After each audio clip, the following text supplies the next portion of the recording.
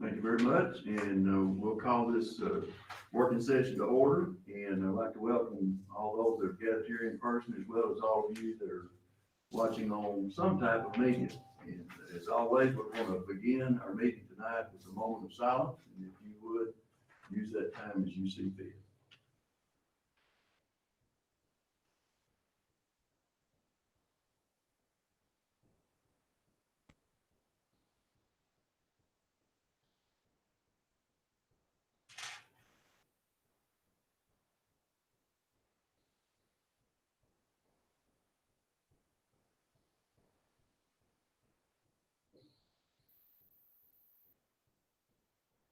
Thank you very much. If you'd stand with me as we say the pledge to the flag. I pledge allegiance to the flag of the United States of America and to the republic for which it stands, one nation, under God, indivisible, with liberty and justice for all. Thank you very much. You may be seated. Under 1C is to adopt the agenda. I'll entertain a motion to adopt the agenda. I'll make a motion to adopt the agenda for tonight. I'll second. Mr. McQuarrie makes a motion, Dr. Lamb seconds. Is there any question, or does anybody have any issue with anything within the agenda? If not, all in favor, please let me know by your uplifted hand. And it was, all board members voted yes. Under Roman numeral number 2 is to approve the 2020 audit, and Mr. Stoll. So you, back in the last year, selected Patrick and Associates to complete your audit. They worked on that for us in the fall, and they're here to share with you the results of that audit this afternoon. So I'd like to turn it over to both of them, however they're going to proceed with that. You received the packet, and we've also received another hardbound copy, so you should have available to you anything that they're sharing with you today. We'll need to use that. There's a button on there, and if you punch it, it'll turn on, it'll be green, and you should be good to go. I don't know if Beth wants to turn me loose with a microphone or I not. don't Can you know all if hear I'm me? Should I take my mask off? You can. The way to be. Might make it easier for me. Good afternoon, good evening. My name is Tammy Patrick, and this is Beth Francis, and we are partners at Patrick and Associates, and we both have many, many years of experience with governmental audits. Worked a lot with KDE on, they do the desk review, so we're well aware of the review work that will be done on your audit report when it goes through that. We worked extensively on governmental and nonprofit agencies, working on audit work and tax returns, things of that nature. We're really glad to be here. We've enjoyed working with Superintendent Stoll and Mrs. Coffey and her staff.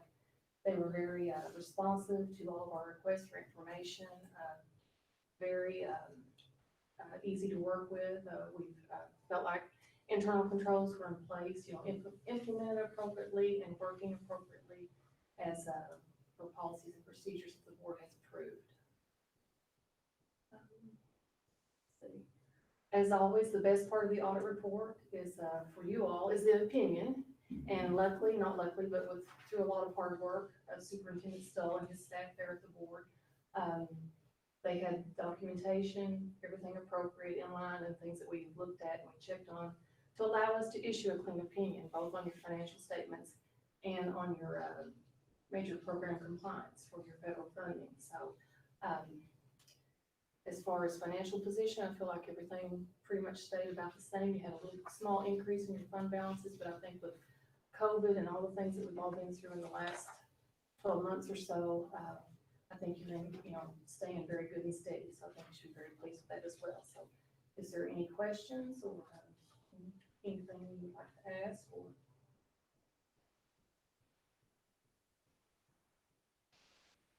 I'll start off and ask one question.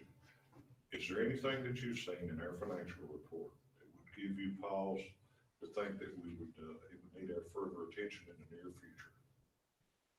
An alarm bell, red flag, or something? It's hard to tell with this COVID situation, Right. how fluid everything is, and we have a state representative here tonight who's going to have to deal with a whole lot in 30 days. So I think it, like Tammy said, looking at the fund balances and all, it looked like everything held pretty steady. And of course, if there were any big red flags or worries, there, you would find some big comments in that opinion letter in the front. So, I think, like I say, for the times we're in right now, I think everything, as far as fund balance and all that, looked pretty steady. Actually went up a little bit, so, that's good.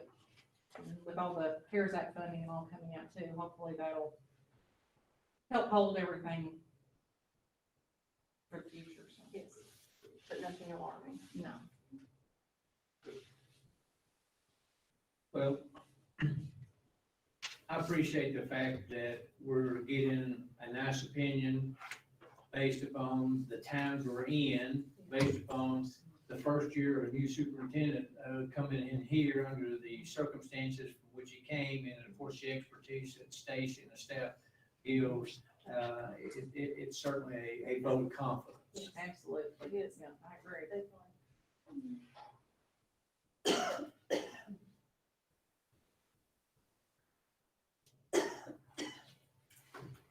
I did notice one thing that I just want to mention, and that is under the financial highlights, the general fund seek revenue for the year decreased.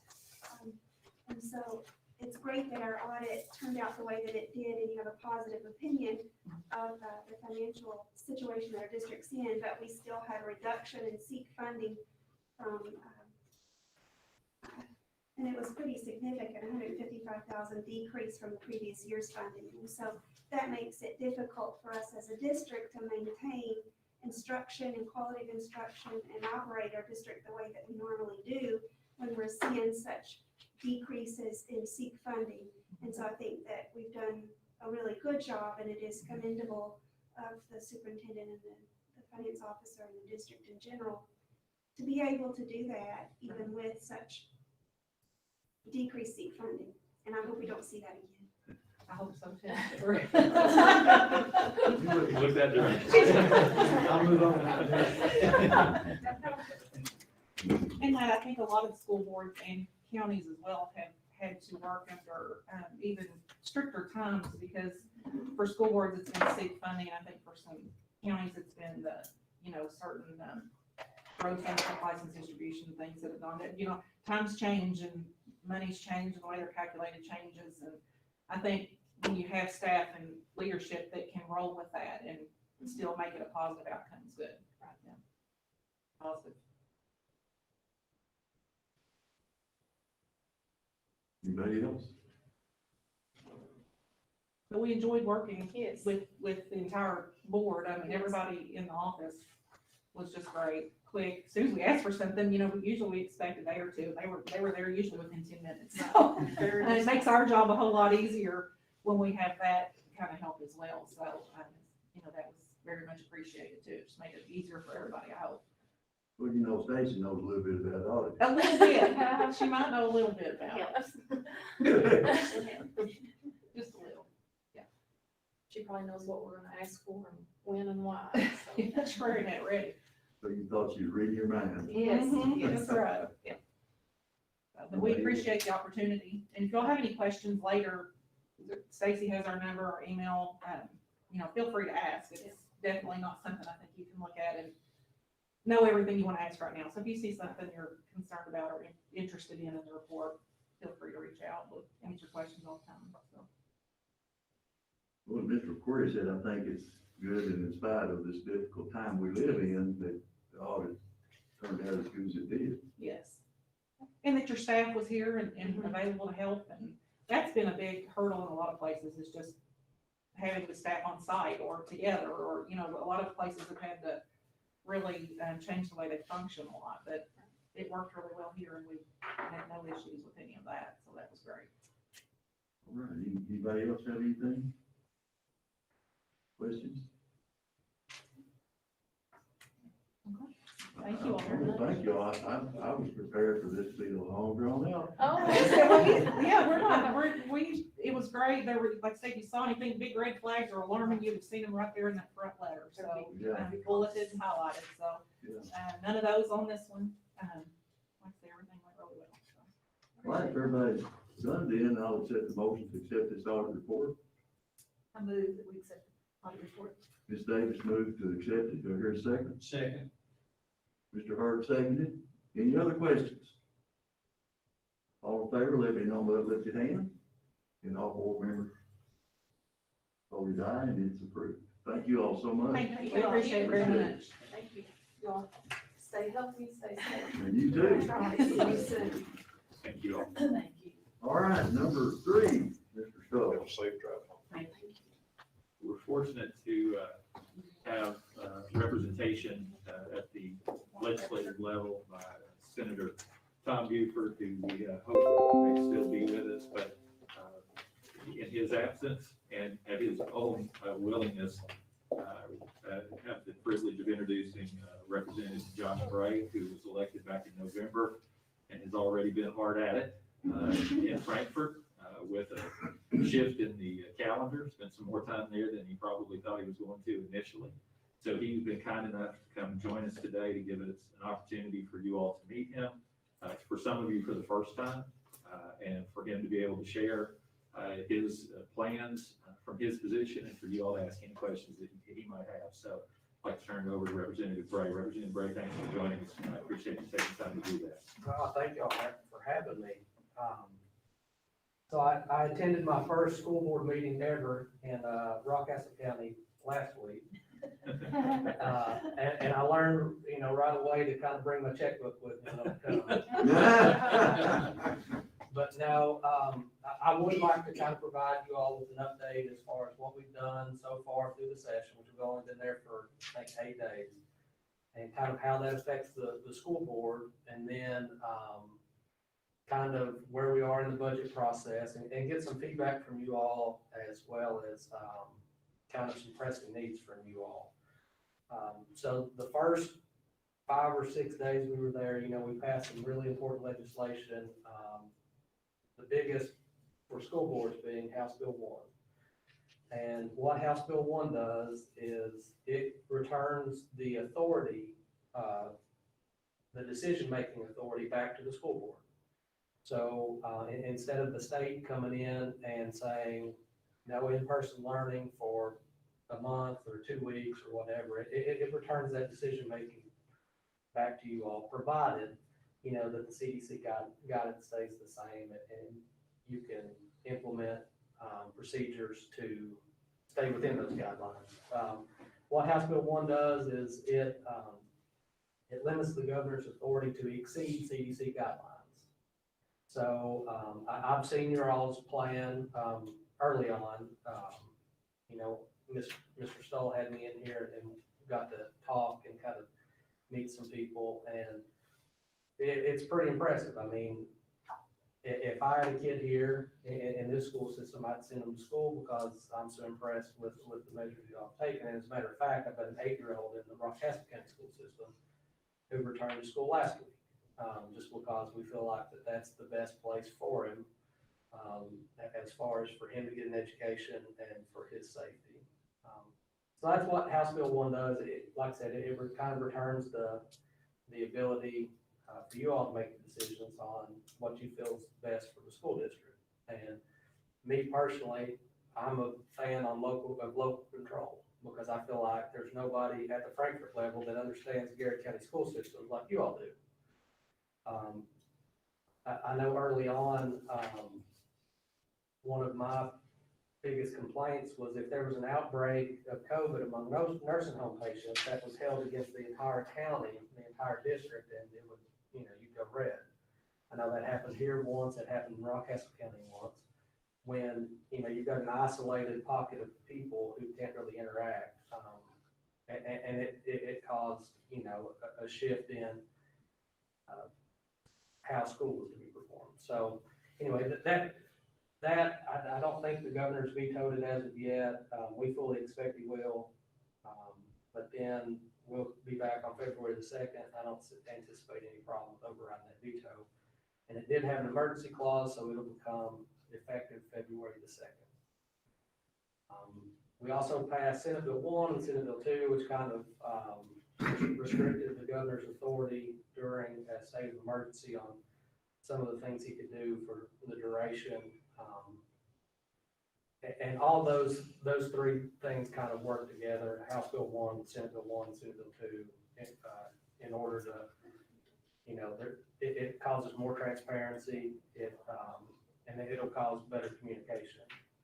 I know, just in my talks with superintendents across my district, one of the most puzzling things has been kind of the lack of communication on some issues. And so, the hope is that this will help with some of that. We passed, last year, it was the first time in the history of the Commonwealth that they had passed a one-year budget. And they had done so because, and for good reason, they'd done so because who knew, last March what COVID was actually gonna look like and how it was gonna affect the economy and the tax revenue and all that. So we have passed, out of the House and Senate, House passed their version, Senate passed their version, and it's going to conference committee right now, a state budget. What I've kind of been told and what I'm kind of expecting is the state's budget will just be a continuation of last year's budget. There has been, the governor, when he presented his budget, there was a lot of talk about increased spending in a couple areas. And a lot of that was based on, the one-time influx of CARES money. And, if you look at kind of what the governor's presented, talking about like this big general fund surplus that we've had, well, part of that is because of, some financial maneuvering that they've done, for good or bad. I can't say I would, necessarily done anything different or whatever, but like, for instance, the seat funding that Garrard County gets, instead of, what it was the December payment, right? Was it just the 1 month? Yes, sir. Instead of you all getting your normal seat funding, which is appropriated from the general fund, they replaced that with CARES funding. And so what that did was it caused a surplus in the general fund. Because if they were gonna pay, $1 million here, or $500,000 or however much, and they withheld that money, but replaced it with the federal money, well then there's all of a sudden, general funds will obviously show a surplus because you haven't spent money that was allocated. So that's been withheld. I don't anticipate you all will get that in addition to the CARES money, just based on, because I've just asked the question and was told, I wouldn't expect it. So that, having said all that, what are your all's most pressing issues as far as, I guess, funding for the budget? Because that conversation is gonna be had pretty quick. And, to be honest, usually the budget's hammered out in 60 days. A 60-day session will be done in 30 this time. So, as we speak, they're looking into some of those issues. I know in an earlier meeting, we talked about kind of the third nickel and looking at doing an increase in seat funding. But is there anything else, any kind of pressing issue, anything, a wish list, anything like that, we can go talk and have discussions on? Did you bring your checkbook? Unfortunately, it's a little warm and it may bounce, but yeah, I left it out in the truck. One of the things that seems to be discussed, and to me is very relevant to those who spend their career in education, are what's happening in the pension fund. And where are you all at relative to discussing that? Well, so has been a new teacher pension fund, bill that was filed. Off the top of my head, I don't know that bill number. It's a new hire bill. It only affects new teachers coming in. It's a hybrid model. And inside it, there is a funding mechanism that says if that, it'll be like a new tier. If that tier ever drops below 90% funded, emergency action has to be taken so that and that's all done through the TRS level at the board. there's some levers they can pull or something. But, so there is that, like I said, it's a new hire bill. They brought on, from the get-go, while they were talking about it, they brought in all the K groups, the retired teachers, their, board or representation. They brought on the superintendent association, school board association, all of those. It was filed the last day or the day before the last day that we got out of there. I've seen the highlights of it, the high notes of it. I haven't actually read the entire thing. It's 59 pages, I think. I've got it on my to-do list. But, and that bill isn't, it's not something that's gonna fix it. It's supposed to help stop the bleeding. But it does not affect any current teachers, retired teachers, or the only people it would affect is, teachers after, January the 1st, 2022. Don't know if it'll go anywhere, don't know anything. That's the only thing I've seen proposed. And I think the reason that there hasn't been anything talked about is because they're supposed to get some new actuarial analysis over the summer, and I think they're waiting on that before any kind of decision is made on anything.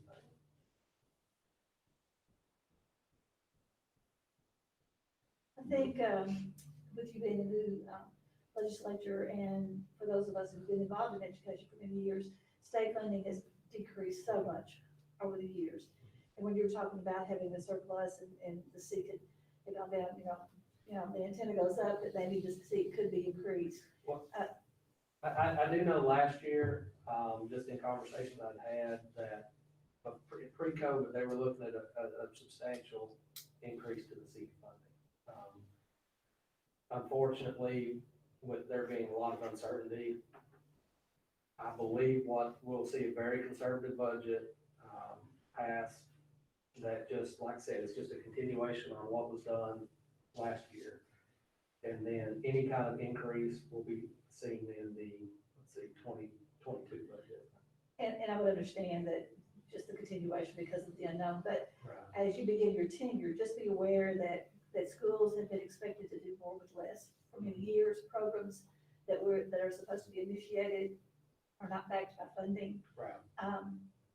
So that's very important. And a county our size, many times with our tax base, we don't have a lot of extra money coming in. Right. So we depend on state and federal funding to be able to educate our children. And we've just heard what a wonderful job our administrators have done, our financial staff does, trying to stretch our money as far as we can. So just be aware, Governor Beshear's proposed budget was very kind to education. And to educators, because he also suggested a raise. There's a little story, but when I began teaching many years ago, we got a raise every year. We had county raises and state raises. Now that's really up. But of course, county raises went away, but state. So I understand the financial pinch, but there's a pinch at the local levels as well. So please be aware of that, and as you make decisions, not so much for this year because of the situation, but in future years that and you come from a small county, so you understand as well. Oh, yeah, I mean. So we appreciate that, so Yeah. just be aware. And it's kind of crazy, when you look at, I'm from Rockcastle County, went through the Rockcastle County school system.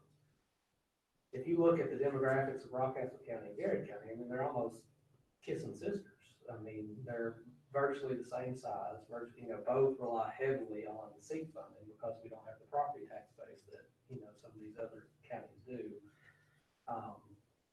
And I'm hoping, just looking at the map across the state, just looking at the political map across the state, rural Kentucky will have a bigger say-so now than it's ever had before.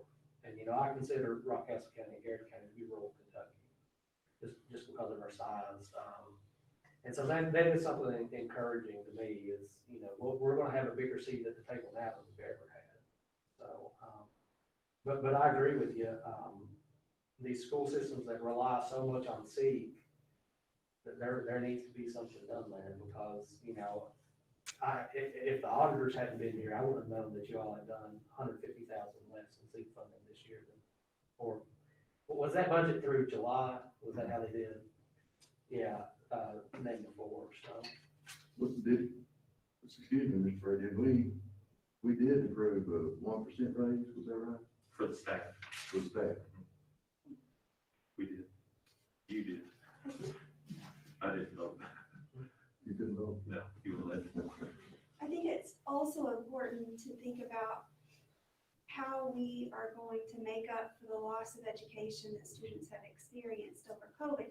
We don't know yet the impact this has had, and that's not to speak any negative against our educators. I think they've done a great job trying, and I think families have matched that to some extent. But we still don't know yet until we get our students back in the classroom how much loss of education, loss of learning has occurred. Where are they going to be when we do get them back in the classroom? And it's going to take resources to make up for that deficit if we find a deficit. And you're gonna find the We're going to deficit. find that. And so I think, you know, when we get COVID relief funding and we're thinking, okay, we can use that COVID relief funding to support the loss of learning and to get our students back where they need to be at the age and the level that they are. And then we don't get a payment of SEEK funding. And so the COVID relief funds can't be used to make up for a gap. It has to just be used to just carry on. Then we're left really empty-handed in meeting the needs of our students. And so that's a perspective.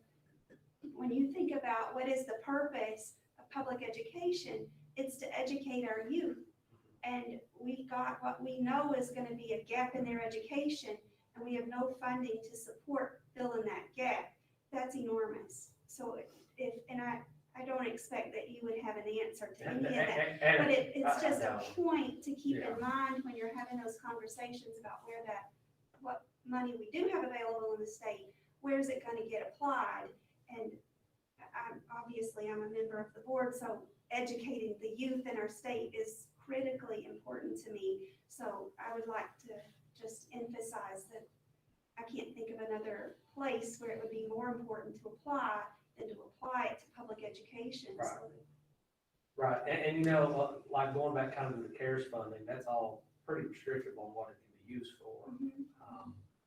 Which is one of the most unfortunate things about withholding the SEEK funding money in December. Now, if you all had gotten the CARES money in addition to that funding, then you would be in a lot better position. But that wasn't my call on that. And you know, I don't know what's going to come down from the federal level over the next little bit. I know that there was a second round of CARES money appropriated to the state, and I don't know where that's going to go either. I know from, you know, a local government standpoint, we're expecting more relief. I would imagine that the school system would be in the same boat. But no, you're right. And one of the most unfortunate things about, you know, COVID isn't necessarily that, you know, you've got kids that are falling behind. It's that we've got kids out there whose needs just aren't being met, who, you know, mental health referrals are through the roof.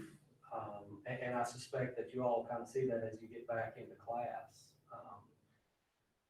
And school systems across the state, and especially, you know, our local school systems have really done a good job in stepping up to try to meet their needs as best they can. But there's only so much you can do through a computer screen,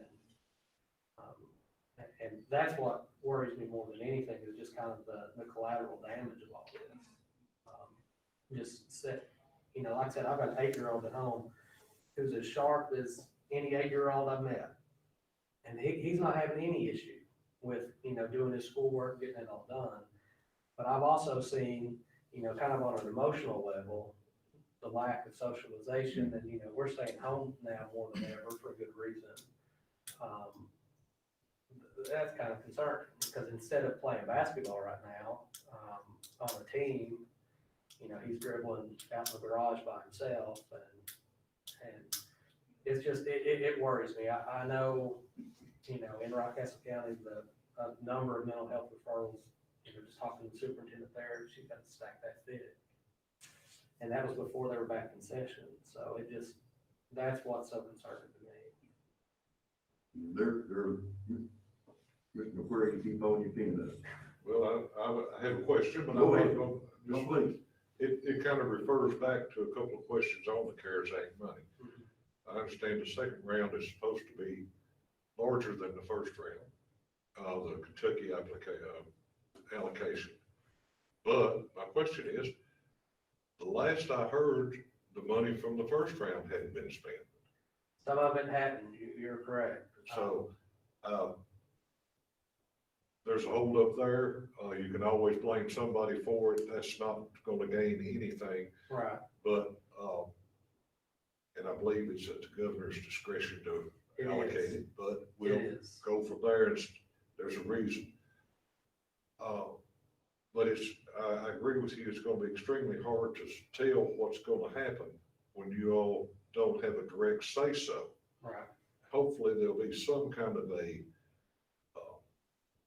I don't think you can do anything statewide as far as your powers to limit or reduce or change the powers, but to give it to someone that has a better idea of, well, we don't know how much of it's earmarked for certain things.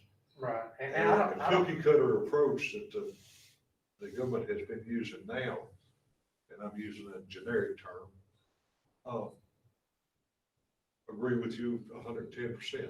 Cookie cutter solutions do not work right, in the Commonwealth of Kentucky. And the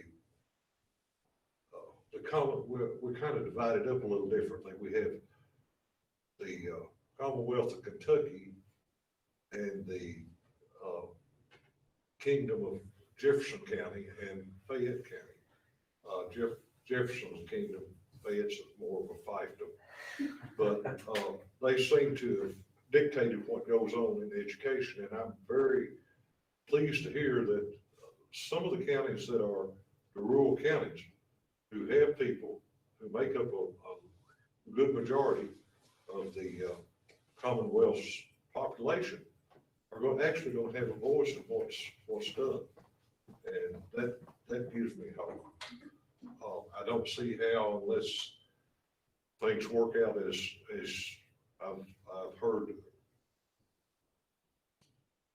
well, we'll say rumors, that there's going to be a rethinking on the powers of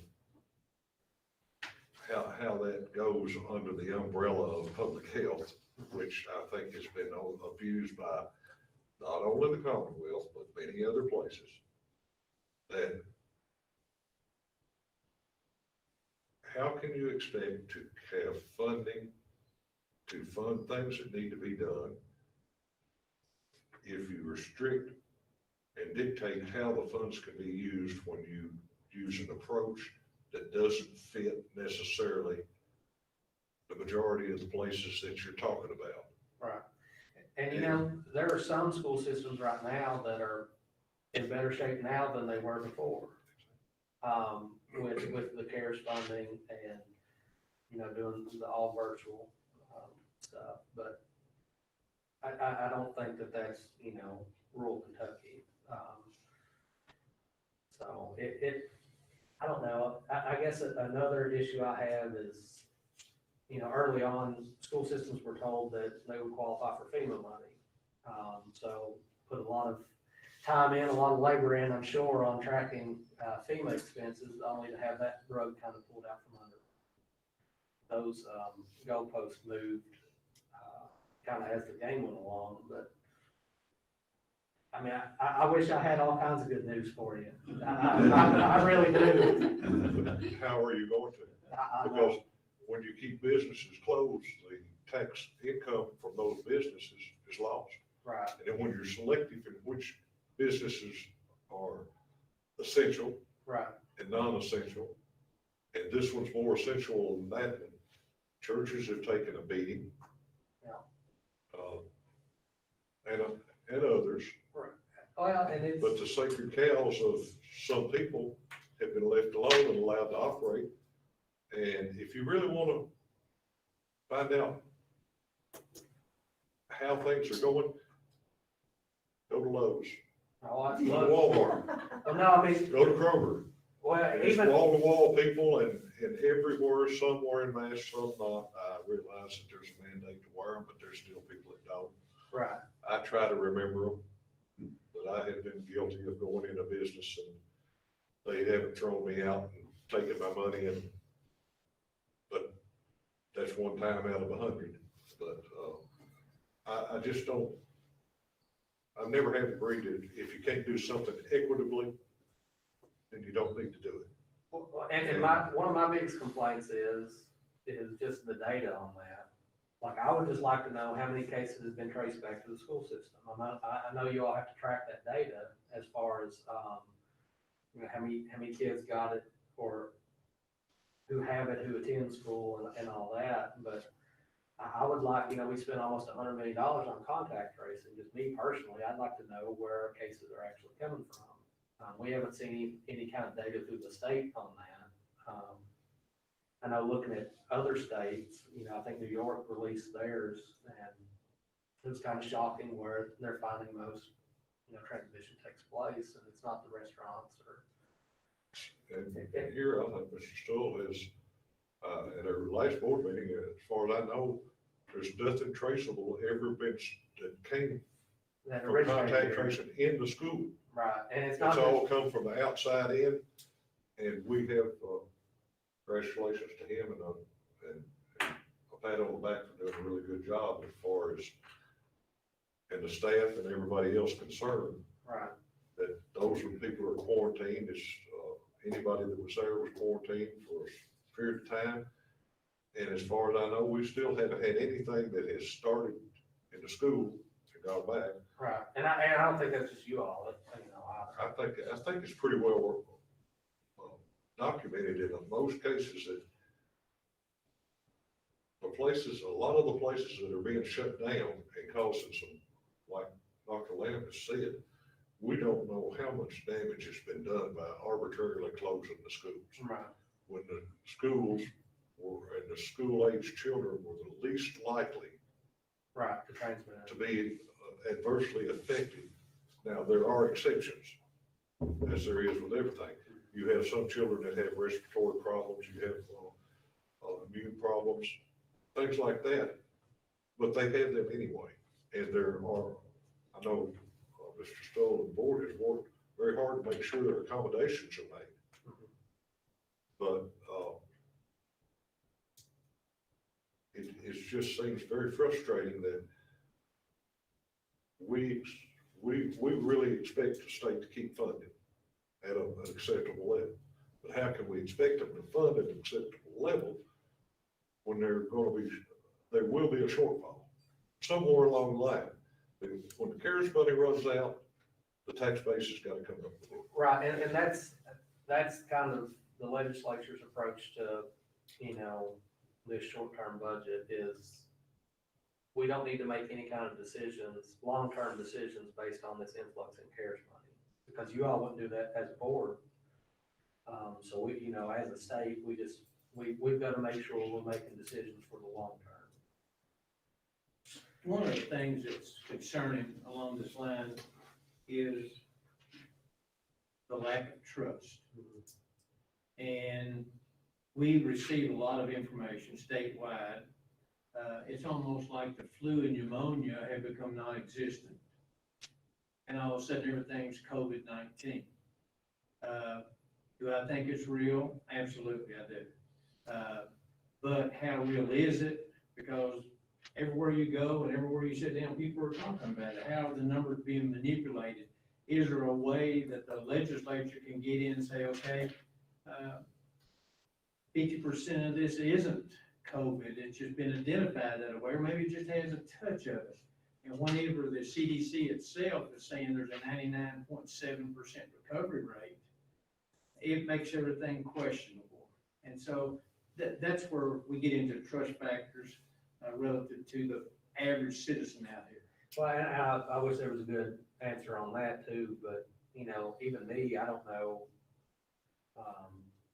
A lot of what I see from, you know, reputable news sources, I don't know how much of it's actual information and how much of it isn't. It just, and if you look at the state of the country right now, I mean, I think that goes for everybody. You don't know what to believe and what not to believe. Numbers don't add up. But, yeah, I mean, but now, I will say, you know, I know people that have passed away from COVID, and, you know, normal, you know, they might have had some, comorbidities, as they, you know, as they call them, but they were healthy otherwise before they got COVID. And look, I know it's serious, and, you know, it needs to be respected, and I feel like, you know, you all as a school board have done a good job of doing that. But you know, I wish I had some kind of different set of data than everybody else does. All we get is the same thing from the governor's office that everybody else does. So I get an email once a day that's got kind of the update. And along that line, it doesn't have anything to do with budget, but not every child is like yours. Your son? No, oh, no, yeah. I only personally have heard of a handful of students here in Garrard County.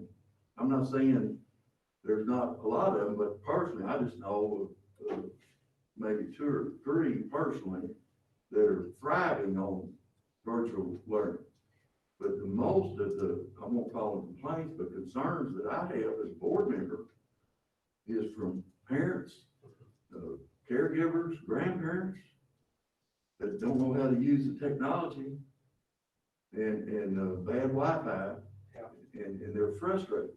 Well, and in my family situation, I guess I should have clarified some with my 8-year-old. You know, we're absolute best case scenario, and we have, so he, before, you know, school went back on AB schedule, his aunt, or, you know, my sister-in-law, she's a school teacher. So she sits down with him and helps him do his work. Now, there are very few kids in a school district that has a school teacher while it's virtual, they can sit down with them and make sure they do their work. And, you know, I work at least, you know, 40, 50 hours a week. My wife does the same. And if it wasn't for that, you know, he wouldn't be doing as good a job as he is. Because Lord knows I can't teach this new math, I'll just tell you. So I had to Google, you know, how you do the division nowadays, where you break everything down. You know, I'd still do the line, but no, you're exactly right. And some of his friends aren't faring as well. And good, smart kids who have to rely on grandparents for babysitting because their parents are working. So while the parents are away, you know, if there's an issue with Wi-Fi, if there's an issue with the technology, there's nobody there to answer that question. And I haven't seen any of this. I've got a couple questions on the KSBA has got all those bills on their website. You can call them. Man, there's a lot of bills. Yeah, I've read through the first 100 of them. Well, I think was it 200? Around 200? Well, I filed the bill myself, and it was 272, and that's just through the house. So. Yeah, I know, but I haven't seen anything on this. Most of the people, they want their kid in person. And I don't know, Mr. Stoll, if we've had any transmissions within our buildings. It's all come from outside. Is that correct? It is. Mr. McQuarrie mentioned that a while ago. Is there any discussion about raising that metric from 25 to above to? You talking about like the red zone, red county stuff? Yeah, Red County? Well, yeah, after February the 2nd, it's not gonna matter. It's gonna be your decision.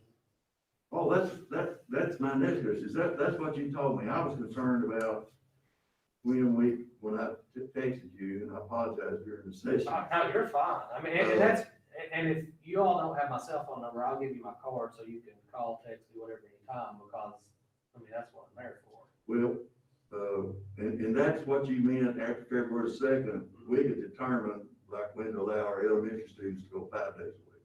That's, yeah, Now, I would imagine that, just me thinking, just realistically, I would imagine that, you know, they'll probably sue on House Bill 1, and it'll be tied up in court, so unless there's some sort of injunction from the court system.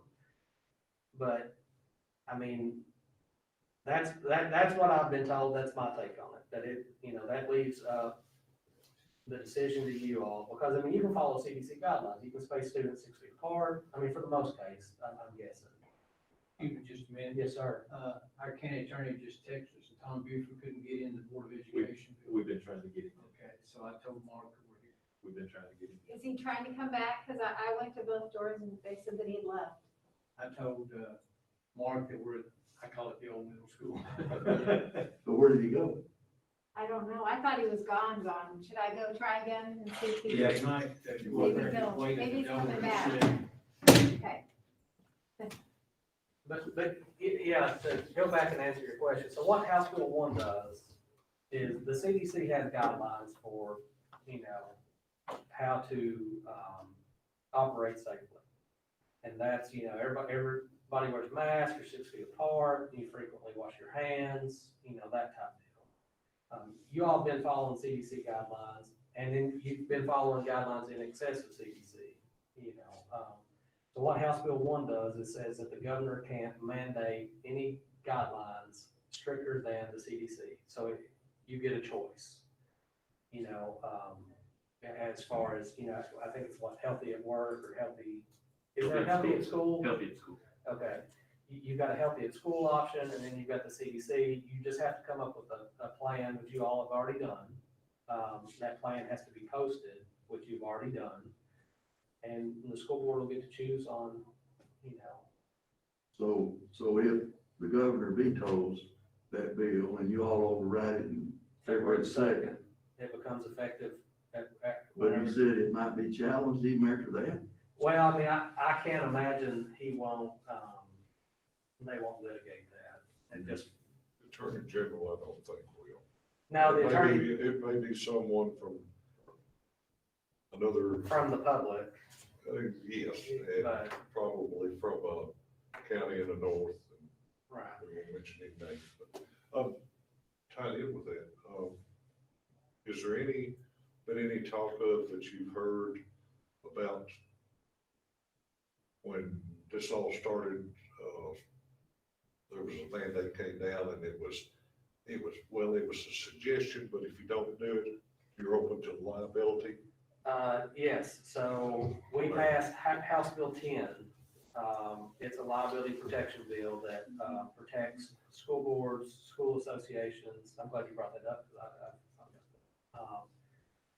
And so it offers liability that if you all are following best practices, which you are, then you would be held harmless. And then it even. It's a good faith effort, there should be. Right, and I would have to read the exact, you know, terms they use, but, it provides, kind of like sovereign immunity for boards, so.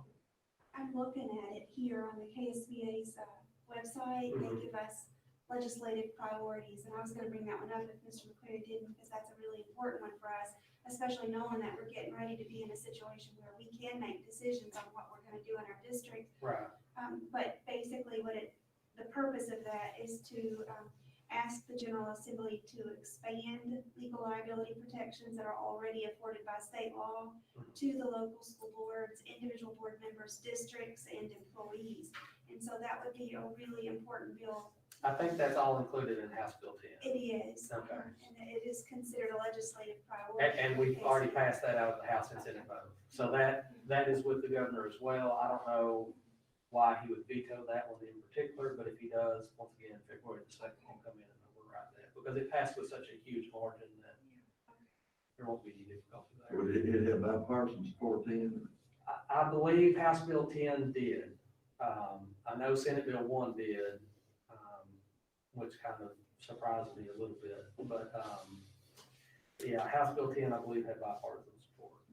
Because, I mean, that's something else that's kind of crazy is, you know, a lot of these businesses, restaurants, you know, retailers, as they're just fighting to keep their doors open, last thing they want to worry about is them getting sued, and same with the school. I mean, you all need to make the best decision for kids, not what's the best decision for a personal defense attorney.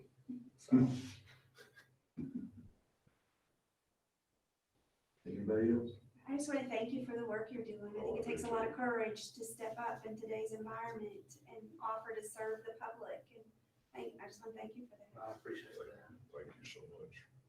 Could I do a quick summary of something real quick, if it's okay? Yeah. So if we can go back just to Ms. Davis's comment about the SEEK funding. Yes. One thing that I'll always encourage you to pay attention to is, the SEEK is designed to be an equalizer Right. across the state. Right. And SEEK funding can go up, districts can still end up paying more and getting less. Right. So it's always important that just because SEEK funding goes up, that there's a good look at understanding what that ultimate consequence is going to be to a district. Because if our property evaluation goes up, then more of the responsibility falls to us. And even though there's an addition in SEEK funding, there'll be a Right. reduction in funding to us. Second, relative to the retirement piece, I would encourage that the legislature work very, very aggressively to make sure that they continue to fund the ARC at its full amount. Right, and that is a priority, is funding the ARC at its full amount. Now, kind of going back to the pension thing and especially the new hire bill, like, I'm gonna tell you just straight out, when it comes to like education and pension, I'm not that educated on it. And so I know we've had this conversation before. So what I would like to do is, I think I'm gonna have my wife create like a Google Doc that would allow for input, especially from the school system. Okay. Because, I think in the past, kind of, you're talking about building trust. In the past, the school system may not have been consulted on as much as they probably should have. And so that's kind of, my take on it is, if we're gonna mess with something, especially while, the Capitol's closed and it's harder to hear from constituents, that, make it easier to get people, the stakeholders' feedback, because it affects education, so. That's something I'll probably be getting with you on, that way if you wanna get it to your teachers or something, if they wanna provide input. Be great. I would encourage you not to pass House Bill 149 or Senate Bill 25. Is Those that are the ones. Education tax credits? Yes. And the reason being, since we're already talking about a reduction in funding that could potentially happen to the public schools, we would hate to see any funding go that direction. And our big concern on that one isn't to choice. I Right, think every parent has a choice, and I don't think there's a board member here who wouldn't support individuals' abilities to make a choice about stuff. It's the funding level that this one brings to the table. $96,000, you're still eligible to apply for this, and the following year it's going to be 121. That doesn't sound like it's reaching out to individuals who might not normally have access to something like that. So those numbers are concerning, so I'd encourage you to really pay close attention. well, and so, that is one thing I was kind of wanting to talk with you about, because that's something I don't, like I said, this is my first foray into kind of education policy. And so these education tax credits, I don't understand.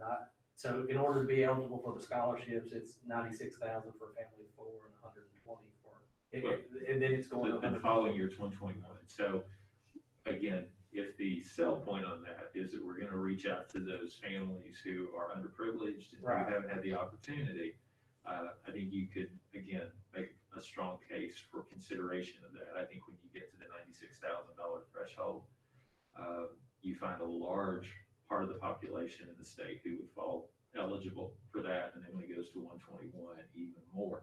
So it's at least encouraging you, and I'm sure you would do this, paying very close attention to what that is and what the long-term impact to that is, and we can provide you some additional information if you need. Yeah, I've gotten quite a few emails, both pro and con, on both those bills. I have those, so I've skimmed through, the talking points and the highlights, but that's one that I kind of want to go down Okay. and research the nitty gritty on, so I will be reaching out to you on that. Be great. I wanted to make sure that we capitalize on those individuals, the comments that were made earlier, to make sure that, that we encourage you to look closely and feel free, just like you've given us the opportunity to Right. contact you. Don't hesitate to reach out to us. We're happy to provide you any information that we can to help with the decision-making process. Yeah, and that's something, like I said, when it comes to education policy, I'm not as familiar with. I made the statement at, my other meeting, I don't really care what's good for Jefferson County Public Schools, just to be honest with you, I don't care what's good for Fayette County Public Schools. I care what's good for small school districts like this one, and the one that my 8-year-old's in. Because, you know, they've got enough property taxes to take care of some issues. Not saying that they don't need more funding or whatever, but it's just, that's not my primary concern. It's rural Kentucky that I'm worried about. And bills like these could really be detrimental to counties and our size. Right. So thank you for letting me summarize. I Well, thank appreciate you that. for bringing that up, I appreciate it. Yeah. I bet you haven't heard this one before. Which one? Is there any way to wipe the charter school law off the books? And so that's something that, once again, I don't know, we don't have any charter schools now, do we? I mean, I think the only application they had in North Kentucky was turned down, wasn't it? There's none that I'm aware of this time. yeah, I was told it needs another funding component to kind of go with that. Or, I mean, like I said, I'm not as educated on charter schools as I probably ought to be, but I've not heard anything one way or another on any kind of legislation being imposed on looking at that right now, for good or bad.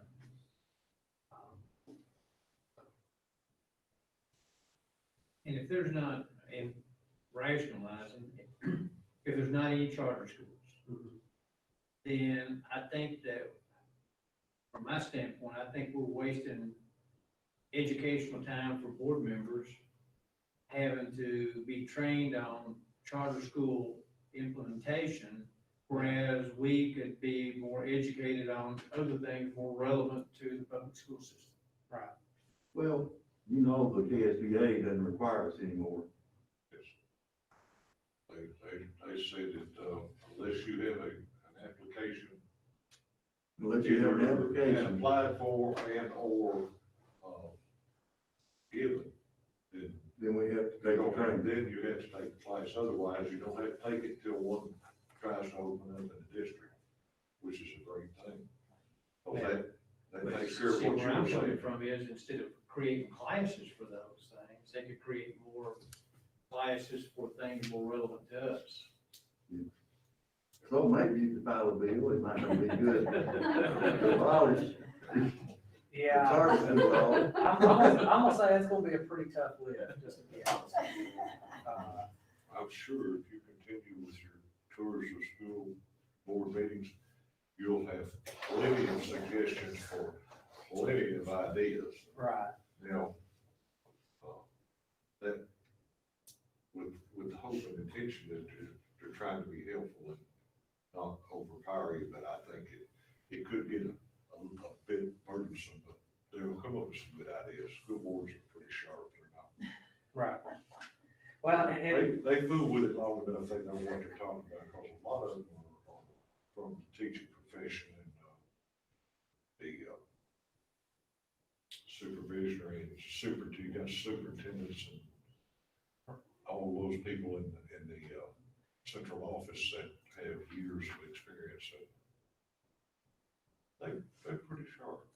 well, and that's kind of, just to be honest with you, and kind of going back to my earlier point about, you know, other school districts. School districts like this, you all had to kind of make cuts, you had to watch your, dollars and cents, because, you know, you're more reliant, like I said, on seed funding than other districts.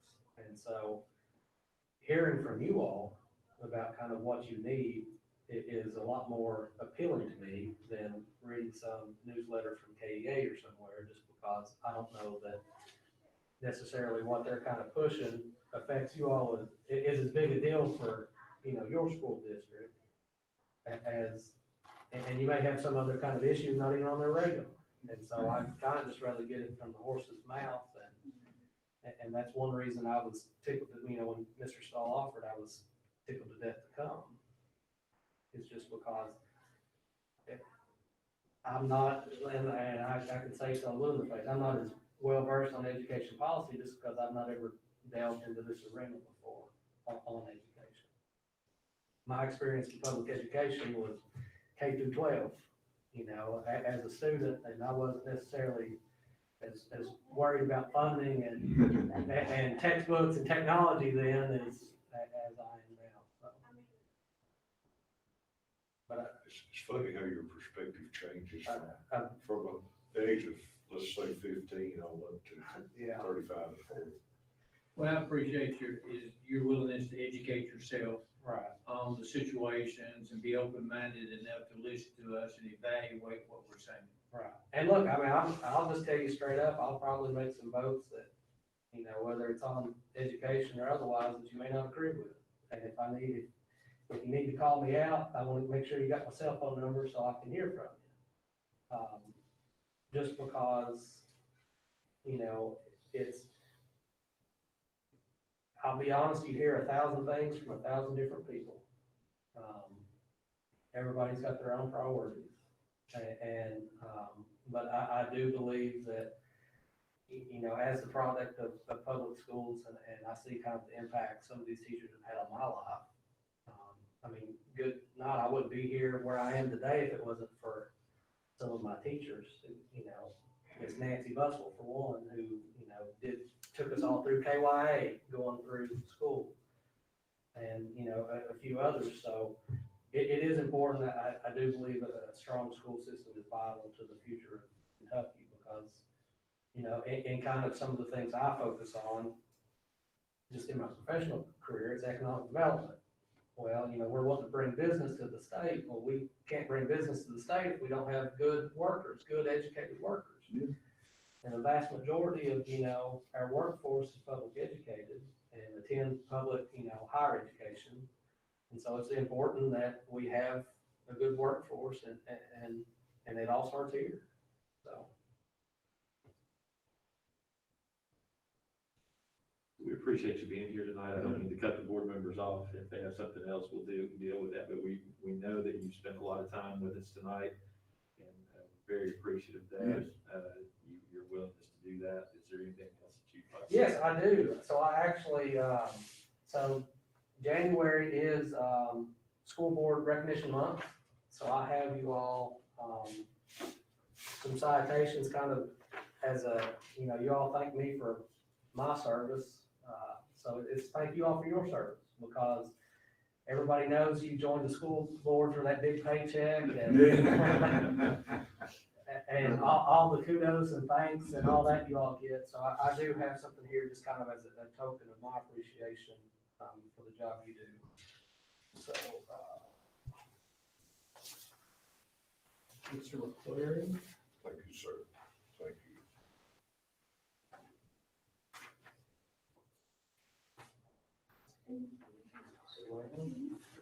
Thanks, sir. Mr. Hurd. Thank you, sir. Oh, thank you. And Ms. Davis.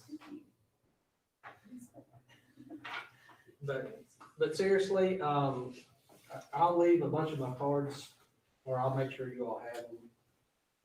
And it's got my cell phone number on there. And so if you ever need anything, I know you already got it.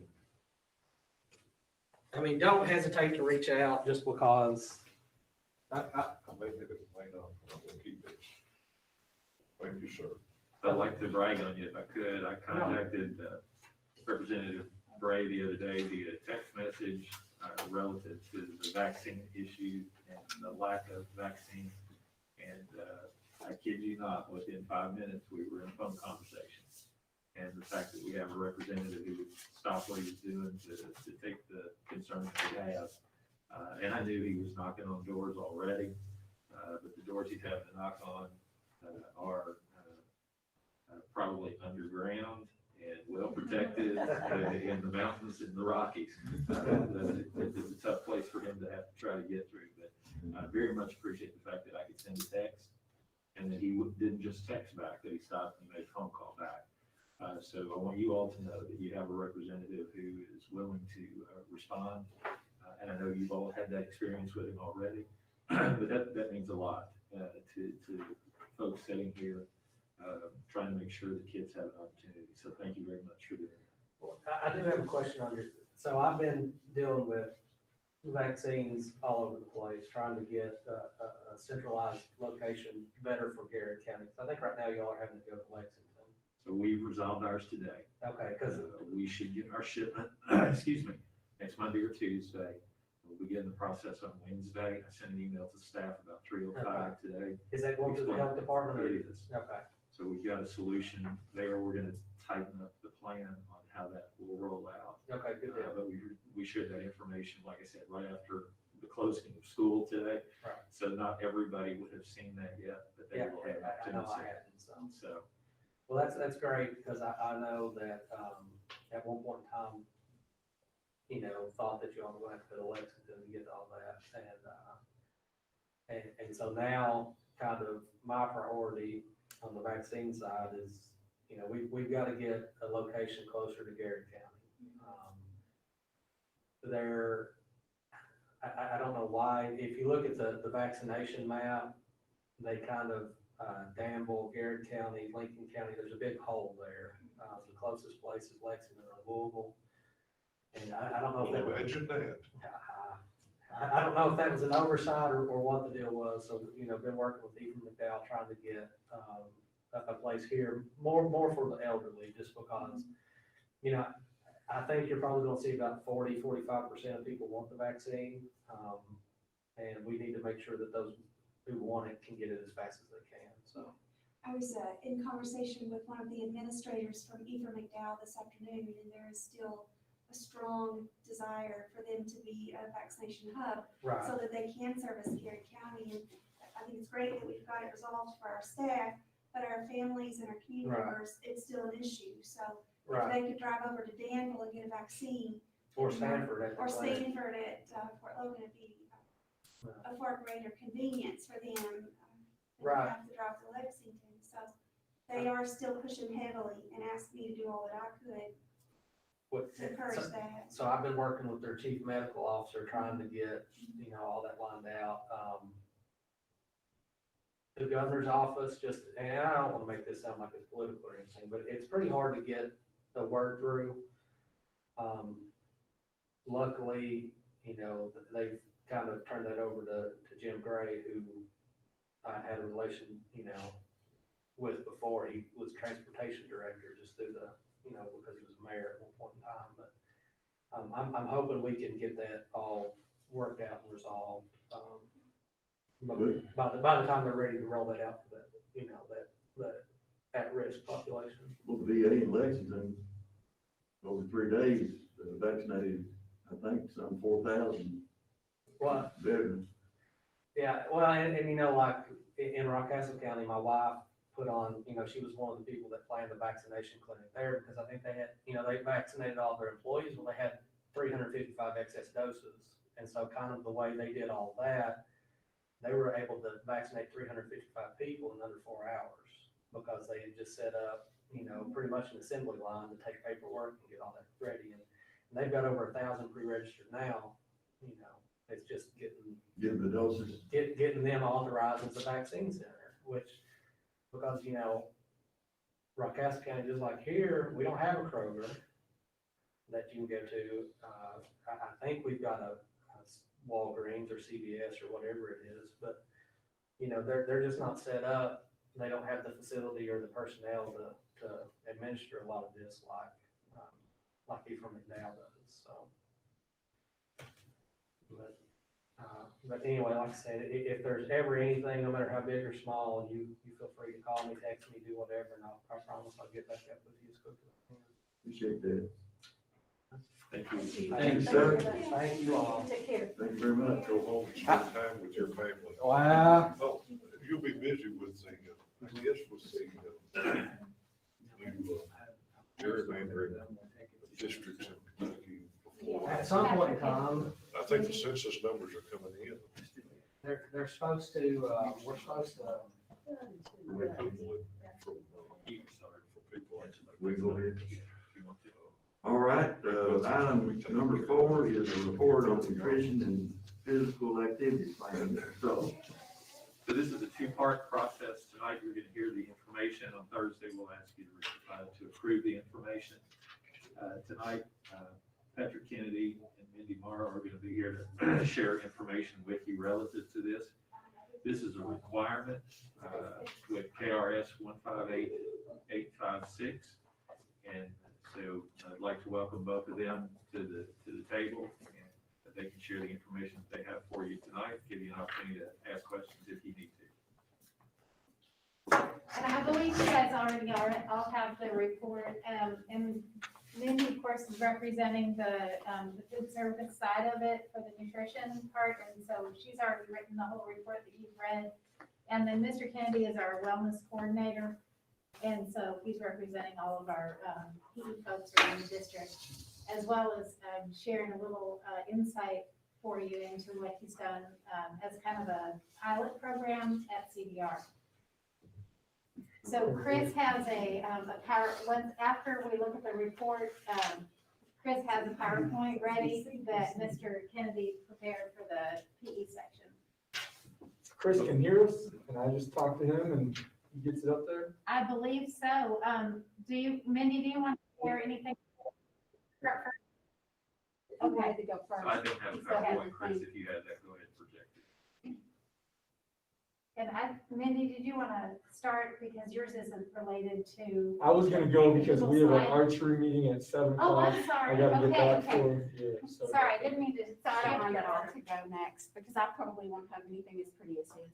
Guys, my name's Patrick Kennedy. I moved here a little more than 6 years ago from the Chicago area.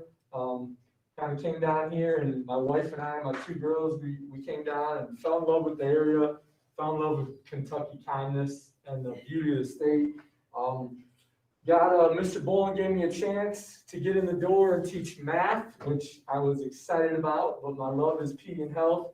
I was lucky to meet with, get to teach under Mrs. Perry, and then I got to know Kaylin very good. So, just awesome people to work for. You know, those 3 people that I've been lucky to work a lot with, they do what's best for kids, and that's been really awesome to be a part of. We've been lucky to work with the CDC last couple of years on a Healthy Schools grant, and I've been able to bring kind of my thought process into how to make our district better and everything. And these are 2 big things I think about every day for our kids, and not just our students, but our staff is, you know, today is going to be a great day, and how can we make it a great day, right? I got to teach my students and my staff, what can we do so that our day is going to be great? And then after that great day, guess what? I got to work hard to make tomorrow better, okay? So that's some things we've been really trying hard at CDR for our students and staff. Can we go to the next slide, please? All right, so I got a quick video. I'm sorry it's going to take 2 minutes, but this is kind of where my philosophies come. This is a book by John Rady called Spark. So just 2 minutes, sorry, but very powerful stuff here. If you could click the book, yeah, perfect. Thanks, Chris.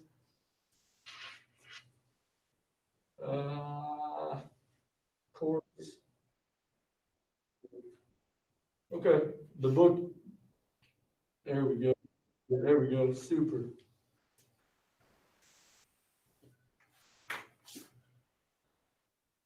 Got any volume there at all?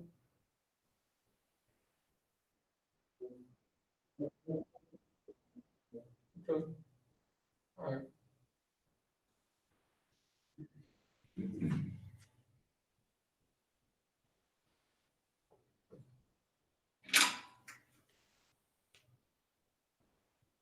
This thing control volume? All right. Let's see.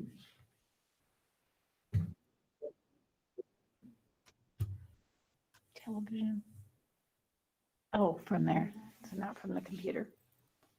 The student test scores went, and students began to Chris, you mind feel starting it over? Thanks, brother. better, and their behavior became. Hey everyone, this is Mind Body Connection with a book summary of a complete game changer of a book called Spark by John Rady. This book destroys the long-held misconceptions that first, exercise only helps improve the body, and second, that jocks are dumb. This book uses scientific, groundbreaking research to show that exercise makes the brain function best. It talks about how exercise can build and condition the brain and how physical activity is crucial to how we think and how we feel. The idea for this book came from a gym teacher in Naperville, just outside of Chicago. He had students start every school day with some sort of physical activity that got their heart rate up. After a considerable amount of time passed, the school noticed that the student test scores went way up, and students began to feel better and their behavior began to improve. The school wanted to measure their students' results against other students in America and other countries around the world. The results were astounding. American students at other schools ranked 18th in the world for science and 19th in the world for math. However, the students at Naperville ranked number 1 in the world for science and number 6 for math. Naperville students were also more awake, less moody, and showed a 17% increase in reading comprehension. The results of the study proved that exercise cues the building blocks of learning in the brain. In other words, exercise rewires your brain and makes you smart. Results like this should have been a big deal, but the study received very little media coverage because, as you know, the media tends to focus on crisis and negativity to get emotional reactions from people, rather than give us information that could really help us. So if you want to be informed with great information, you have to find it yourself in great books. Thank you very much. Was that, no, I was not that. No. So those studies were done at a high school and middle school, right? So if we move to the next slide, Chris, when we're talking with the CDC and Shape America, right, we're talking about this whole, the whole school, whole community, whole child, right? So before I can really work on this child's academic growth, right, we got to do all this other stuff, right? And especially now with COVID and before, right, we got to work especially on the social emotional climate, right? And so my job is, one, I need to get the students to school, in a good mood, ready to learn, want to come, right? Because a lot of these students, they're just not getting to school. And two, I need to make sure their brain's ready for the day, all right? Chris, can you go on, please? So this was an awesome study, right? They took 20 students right starting their assessment. They were sitting for 20 minutes, right? And then they were going to start the assessment. Hardly any brain function, all right? Okay, oops, sorry, Chris, I broke it. The other one was 20 students that were getting ready to do their assessment. They went on a 20-minute walk. Chris, can you go back one slide? Back the other one? Good. So these students, after 20 minutes of walking, sit down to do their assessment. You can see the brain activity is so much more. And that's just 20 minutes of walking. All right, can we go next slide? So at our school, right, we really focus on that moderate to high intensity exercise and getting the heart rate up, right? And that looks different for different students. But we're going to release those endorphins, which is going to create that better mood. We're going to add the oxygen to the brain to get that brain activity up, right? And all that. When we talk about COVID, right, we're going to be stronger cardiovascular, which is going to help us fight diseases too as well. All right. At the bottom, we see, right, we have healthier students. We're going to be better learners, healthier people, and all. We're going to have a better community. Okay. Exercise and academics together, we can see growth, right? Can you move to the next one, sir? All right. So when you talk about PE, right, and some of my stuff I wrote, right? So physical education in Garrard, right? We have students that don't go to PE for 3/4 of their school year, right? Never go to a PE class, right? Right now, because of COVID, I see, like today's kids, I won't see again, for another whole week. During school, right, we need to teach our teachers, right? I was in a math class today, right? Hour long, right? And the kids didn't move for an hour. They sat in their chairs. Think about their brain activity. What are we going to get out of them?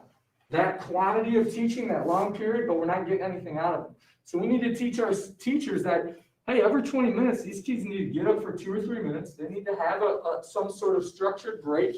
We need to do some different activities with them, right? Staff involvement. At CDR, you'll come and you'll see 4 to 5 to 6 to today we had 10 staff members working out.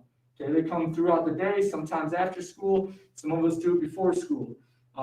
We've been able to move that along with our healthy Healthy Schools grant, we've gotten staff and student equipment at the middle school and the high school as well. We just had a huge staff challenge that'll be in the newspaper coming up this week. Starting to get the staff to build in, right? If I can get this increase in oxygen, I can have a better day. I can be better than I was tomorrow. Family engagement, we started to do that at our school. We started to have the parents would come with the students and they would run the hallway. And that was really cool. The students would show the staff how to use our cardio machines. So they were actually teaching the parents how we use them. So we started that. We kind of got stopped by COVID a little bit, but that's our next step, right? Is teaching the community this kind of stuff. And then trying our best to get the before and after school programs, right? At CDR, when you come by on Fridays, you have 40 kids in the gym working out before school, all because they want to. Nobody tells them they have to come in. I'm there early, I play the music, they come on in the building and they're in there, shooting baskets, running laps, they're in there on our cardio machines. So, that's what we need to do, try to get those kids in there to do that physical activity before school. Chris, can you do the next one, please? All right. So our program we started that I took from that Naperville school was 0 Hour Fitness at the elementary level, right? So this was part of our group. We had about 24 students we started with. We had some kids move out during it, but we started this last year and we went from basically September all the way to March. During this program, kids would come to me in the gym at 7:40 every morning and they would stay till 8:05. They basically, if they needed to finish their breakfast, they would come and eat it in the gym, but hopefully they were able to finish it before. At 8:05, they would report back to their rooms. Monday, Wednesday, Friday, we usually did a personal record test, and then we usually did fun fitness games to get their heart rate up. And then that's the day we went to social emotional learning, and we talked about motivation through quotes, through videos, and that's when I taught them the social emotional learning part, like, hey, this is why we do it, this is what we have to do, this is how we're gonna have a great day. Tuesday, Thursday was always a very high intensity workout. So there was no Tuesday, Thursday, they had to bring it. Okay? Can you go ahead, Chris? All right, so what do we want from this program? We want to see increase in attendance. We wanted a big rise in academic progress, and we wanted them to have good behavior at school. All right, we wanted them to be motivated to be at school, make good decisions. All right, next one, sir. All right, so when we broke it down, if we look at student one, and this is I read their academic test in the fall. This was the winter, and this would have been the spring, right? So when we look at student one, that student increased their percentage points by 19. Okay? If we look at their test for math, we can see they actually went down 4. So what we would say then is that they had a positive score of 15 in all, right? So we did that for our test group, which was with me every morning, and then we had the control group, which didn't come to me. Okay, makes sense, right? Both of them the same exact test. How much do they improve? The big test was the one group was with me every morning, and the other group wasn't. All right, Chris, next one, please. So for attendance, didn't rise as much as I wanted, 61%, right? Still 11% gain, but not as high as I wanted. But we're still getting there, getting kids to school more, right? That's the goal. All right, next one. This was crazy. If you look at this number, the test group improved 299 points. The control group improved 159. 88% improvement for this group. Okay, they almost doubled the control group. The coolest thing about all this, Chris, one more. The students that you saw that came with me, they're the ones that have the adverse childhood experiences. They're the ACEs. They're the ones coming from broken homes. They're the ones dealing with just rough stuff all their life. They're the ones that were abused. And they're the ones that doubled their peers. Now, they had interventions like they did before. We probably increased their interventions. We probably did better than interventions. Hopefully we were better teachers. But the major thing that changed in their life was that they came with me and got physical activity. And I don't think you can argue at how much they destroyed their peers in scoring, that made a big difference, right? We're getting them to school more. They were excited, motivated. We weren't able to really find a great way to see how much their behavior improved. Otherwise than just talking to their teachers, we're hoping to build that this year and figure out how we can make it a little bit more so we can see their, how much more the behavior has improved. Can you go next one, Chris? So this group, those are the kids, and that was really awesome to see how well they improved, how awesome they did, and simply from getting 20 minutes of extra physical activity, a day at school. All right, Chris, go next one. All right, so with the Healthy School program, some of the stuff we're doing and done with them is we have staff wellness centers at the high school, at CDR, and also at the middle school now. Okay, if I touch, Chris, can I touch it? Let's see, let's try it. Nope, that's not it. All right, let's go back, Chris. Chris, can you touch the top link? Whew. All right, don't worry about it. So that top was just a picture of our staff student fitness rooms at all the schools, right? It showed you a bunch of teachers. Mr. Stoll's wonderful wife was on the rower. When she can't run outside, she's usually inside on our row machine. So that was a bunch of pictures of those. Again, these aren't just staff workout rooms. These are going to be for the students too as well. All the elementary schools through the Healthy Schools program, we all have running programs. They're pretty neat. The kids have QR cards. They run a lap that we have programmed. Could be many laps. They scan the card on a device, and they keep track of their laps and their miles.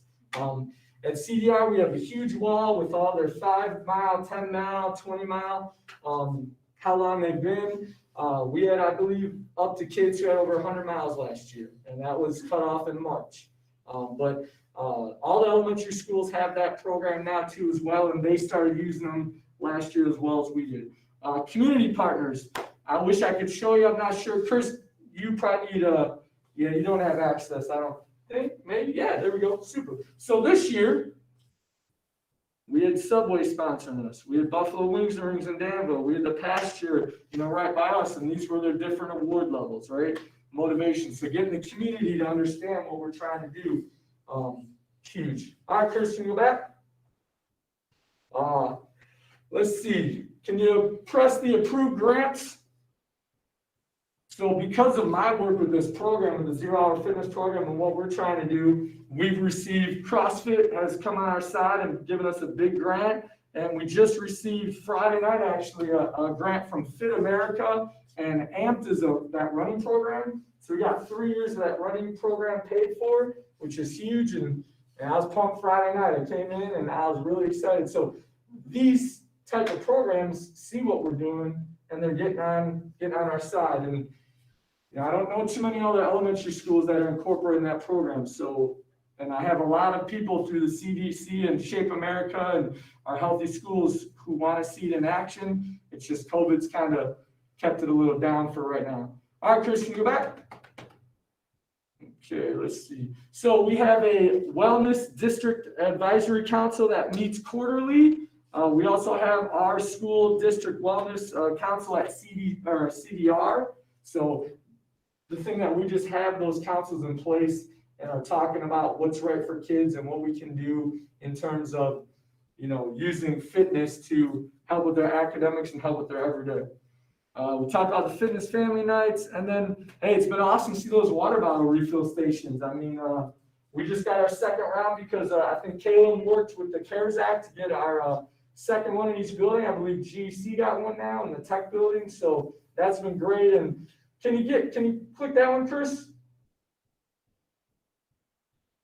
It's so neat to see the kids bring their water bottles all over school. And, I can't tell you how dehydrated our kids were. And if you don't know, dehydration ain't going to help this at all.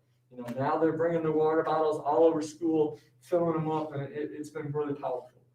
So at the end, working with the Healthy Schools has been awesome. They've been great. I know Mr. Stoll knows Stephanie Bungie and Jim Tackett, and they've been great to work with and be on our side. And I just feel like, one more slide, Chris.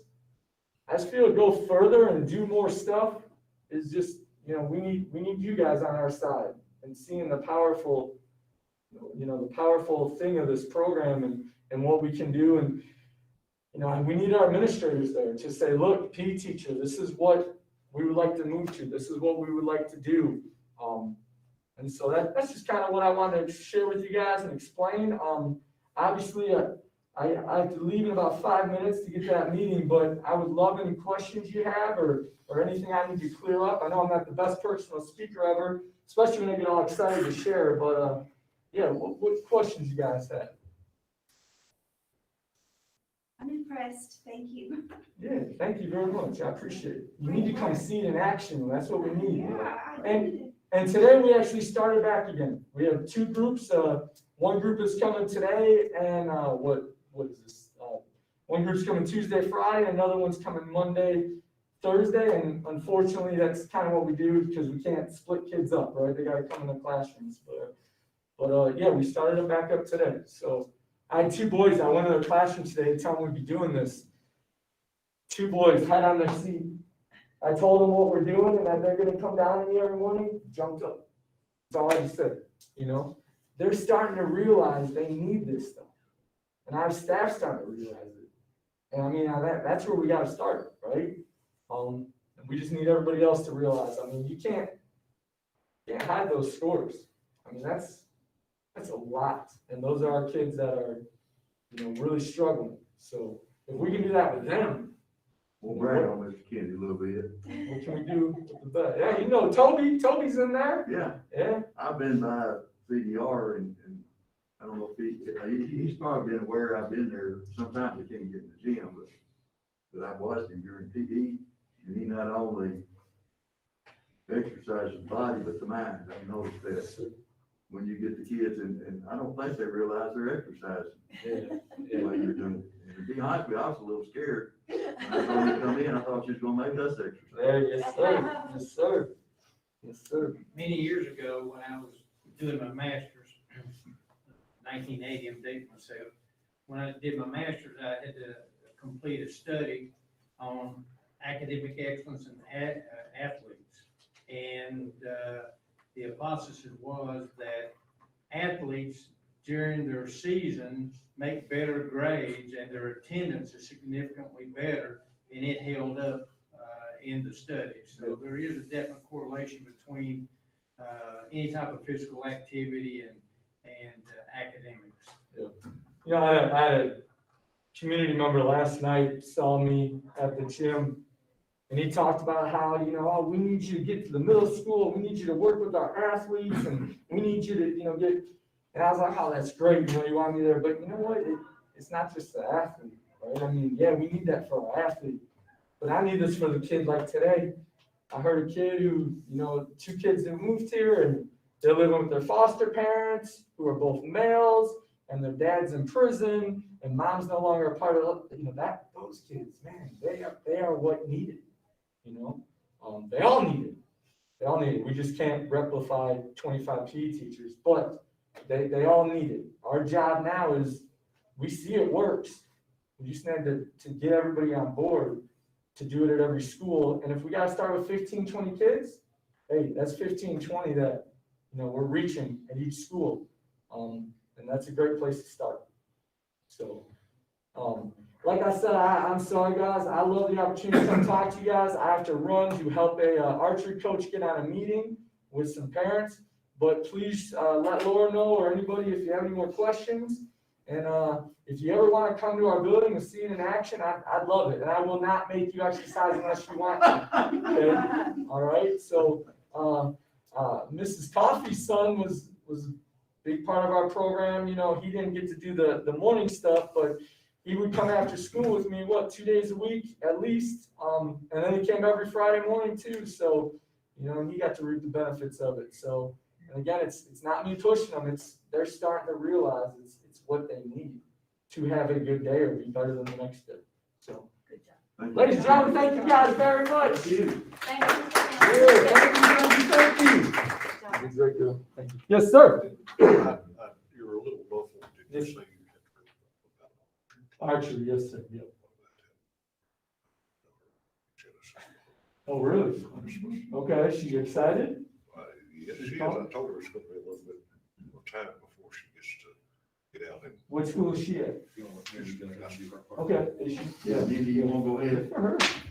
I coming from Chicago, we didn't do any of it, right? But now, it's awesome. It's great. I know which It's- one you're running. Is there anybody on Thank you. that desk? You want me to go over there? You just pull the mic over.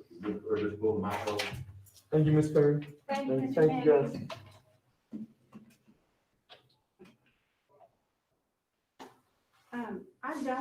I don't have a nice on-the-screen presentation. I mean, I will make you aware, if you weren't from the assessment, the findings and recommendations, that it is the year that we are required to do our triennial assessment of our wellness policy. And I would assume you have copies of the wellness policy itself, not just the findings and recommendations. So I do not have a presentation. I've been at the middle school filling in for staff that we have out right now. So I would welcome any questions that you have regarding the wellness policy or nutrition itself for the kids, at all. Well, and in your findings, you found that you were all in compliance with everything that was required. Plus, you're increasing all the offerings with the things that you mentioned in your report as far as like fresh fruits and vegetables and all that kind of. Was there anything you wanted to highlight, or? You're sweet to help me out in my complete and total lack of being able to present. Oh, you did a great job on your report. After going through the audits that we went through for months last year, we have no choice but to be in compliance where our Right. nutrition is concerned. But yes, I mean, I'm, other than maybe, you may have things that you see, but, and I feel like the program has a long way to go in communicating better with our, community members, our stakeholders, on making sure that our menus are out there on social media or on our websites and so on. It's just, COVID has just really shelved the menus that we had ready to go for this school year. So we have just had to regroup and make, drop of the hat plans daily with being in school, out of school, in school, out of school. I will tell you this, when COVID subsides, hopefully soon, I welcome any of you board members to spend a day with me and the food service secretary in our office, so that you can see what goes on behind that door, because it is a workload. So, at least COVID has certainly made sure of that in addition to the job itself. So. What about participation rates? How many students and families have taken advantage of the offerings that have been made available to them? So our participation rates were probably 60-70% before COVID, and you've got an enrollment of 700 at the high school, and we probably did 150 lunches at the high school. But it's you're on a hybrid schedule. As far as what we tried to do with the remote sites and getting things out, the numbers were very similar to that. We handed out 27 breakfasts at the middle school this morning. So as far as, matching remotely the numbers that we were doing prior to COVID, obviously we are floundering on. One thing that really did help recently, the remind message that encouraged the parents to sign up, because we're trying to do a 5-day frozen meal box for our virtual students, and also now the ones that are in person. We've got 2 different days for pickup of those meal boxes, just a curbside pickup. And those numbers increased significantly what our list was. That's one of the things I was doing while you were talking to the representative, was trying to get that all straightened out so that my managers can order more milk to go with the boxes on Monday. Like a half gallon of milk that goes with every meal box. So we realized we hadn't ordered enough milk when I pulled that list up and saw all the responses to the survey that signed up for the meal boxes. So if they're in school 2 days, they can get meal boxes for the other 3 days that they're not in session? Well, it works out to be, we're allowed now with all of the waivers that we have with the federal government, we're allowed to go ahead and serve meals for the weekend days as well. We're allowed to send weekend days. So you do 5 days. So they're in school 2 days, they're getting that 5-day meal box, and that's covering the weekend days as well. So, Well, how is the lunches going in our schools and maintaining social distancing? I know you just had today, have you heard anything, or have there been any issues, Mr. Stoll? So it's one of the areas that we'll continue to watch, because we want to make sure that we're paying attention there. But all of the buildings have worked aggressively to make sure that they're creating as much space as they possibly can, that students are setting in one direction, not crossing back and forth. I think we've accommodated everything at this point. That's not an issue for Mindy or her staff, that's an issue for our administrative team. I know, I just wondered. So,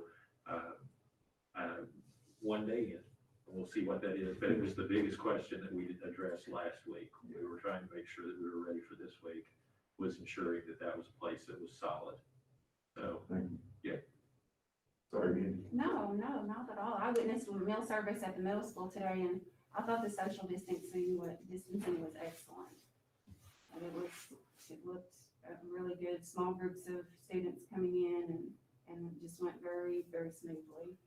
So also remember, the middle and high school have been on this schedule previously.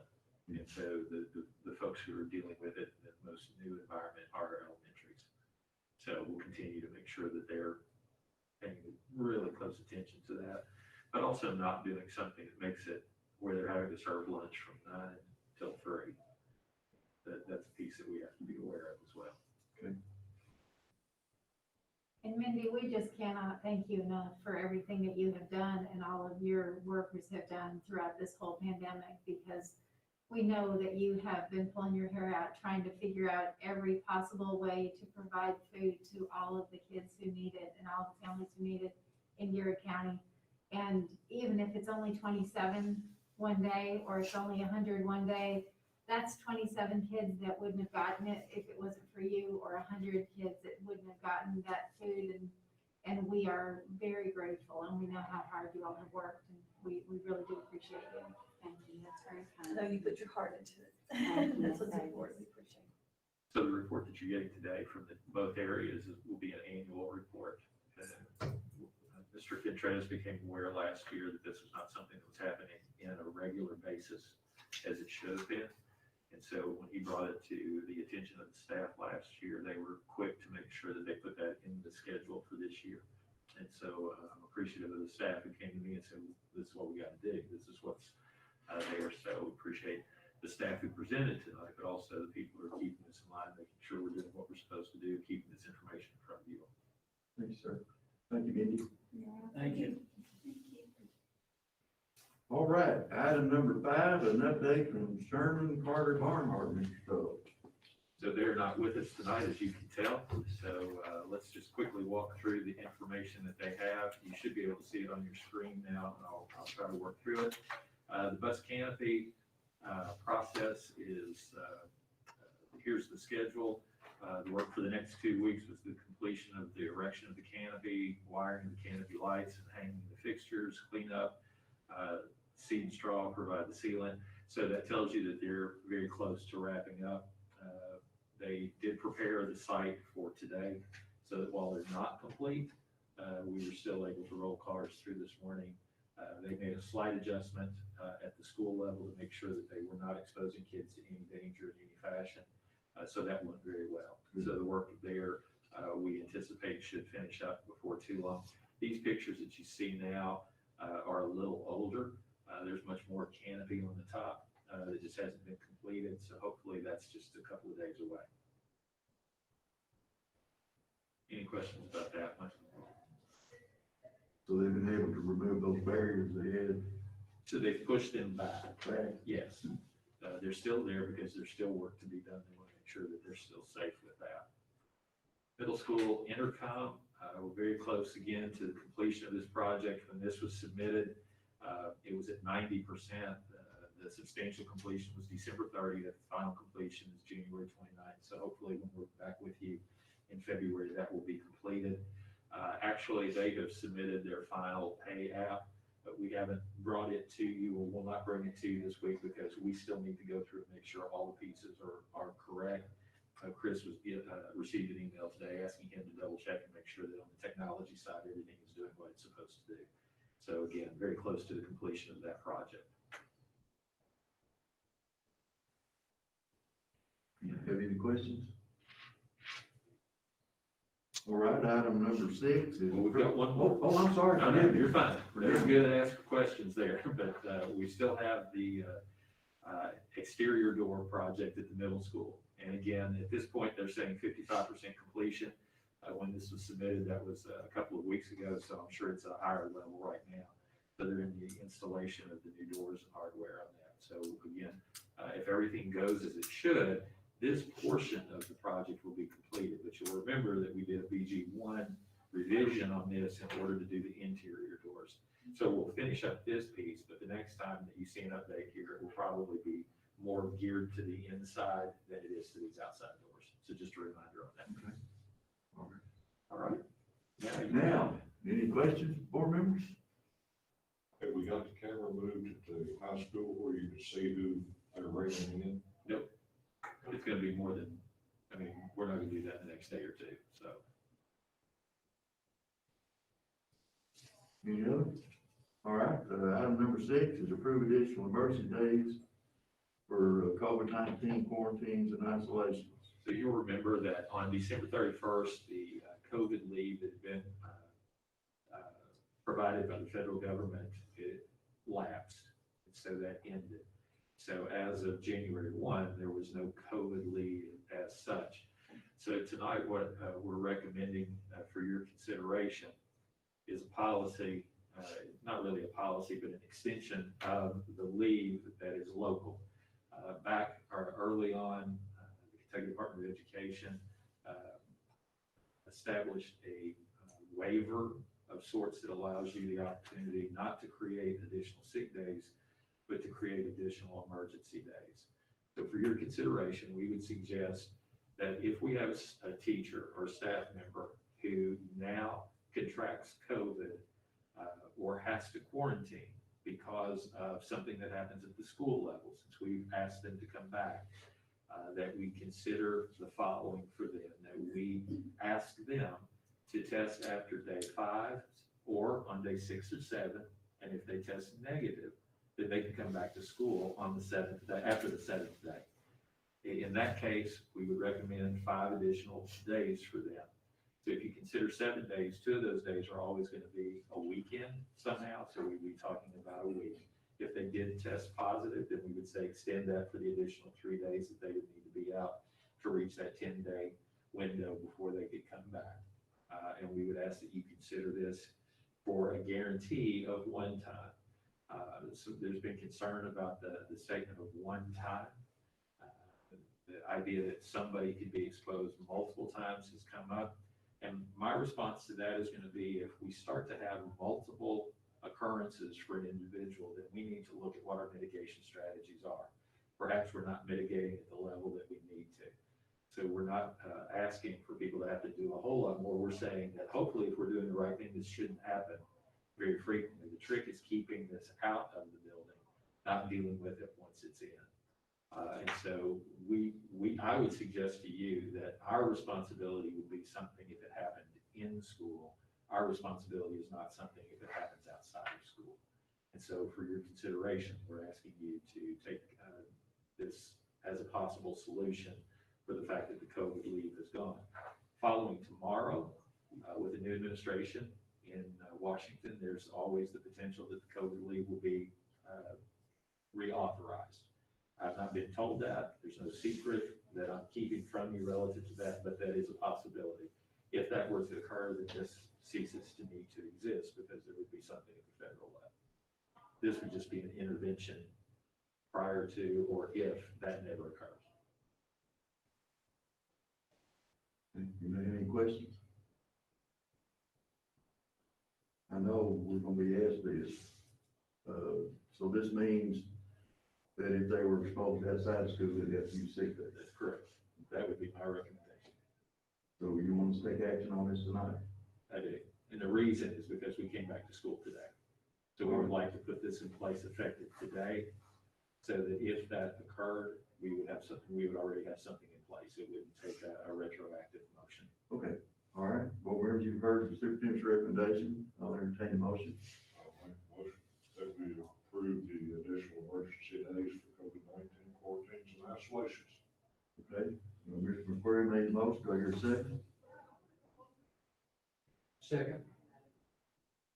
Okay, Mr. Hurt seconded. Any other discussion or questions? All in favor, please raise your right hand. All right. Oh, I'm sorry. That's what I just asked for.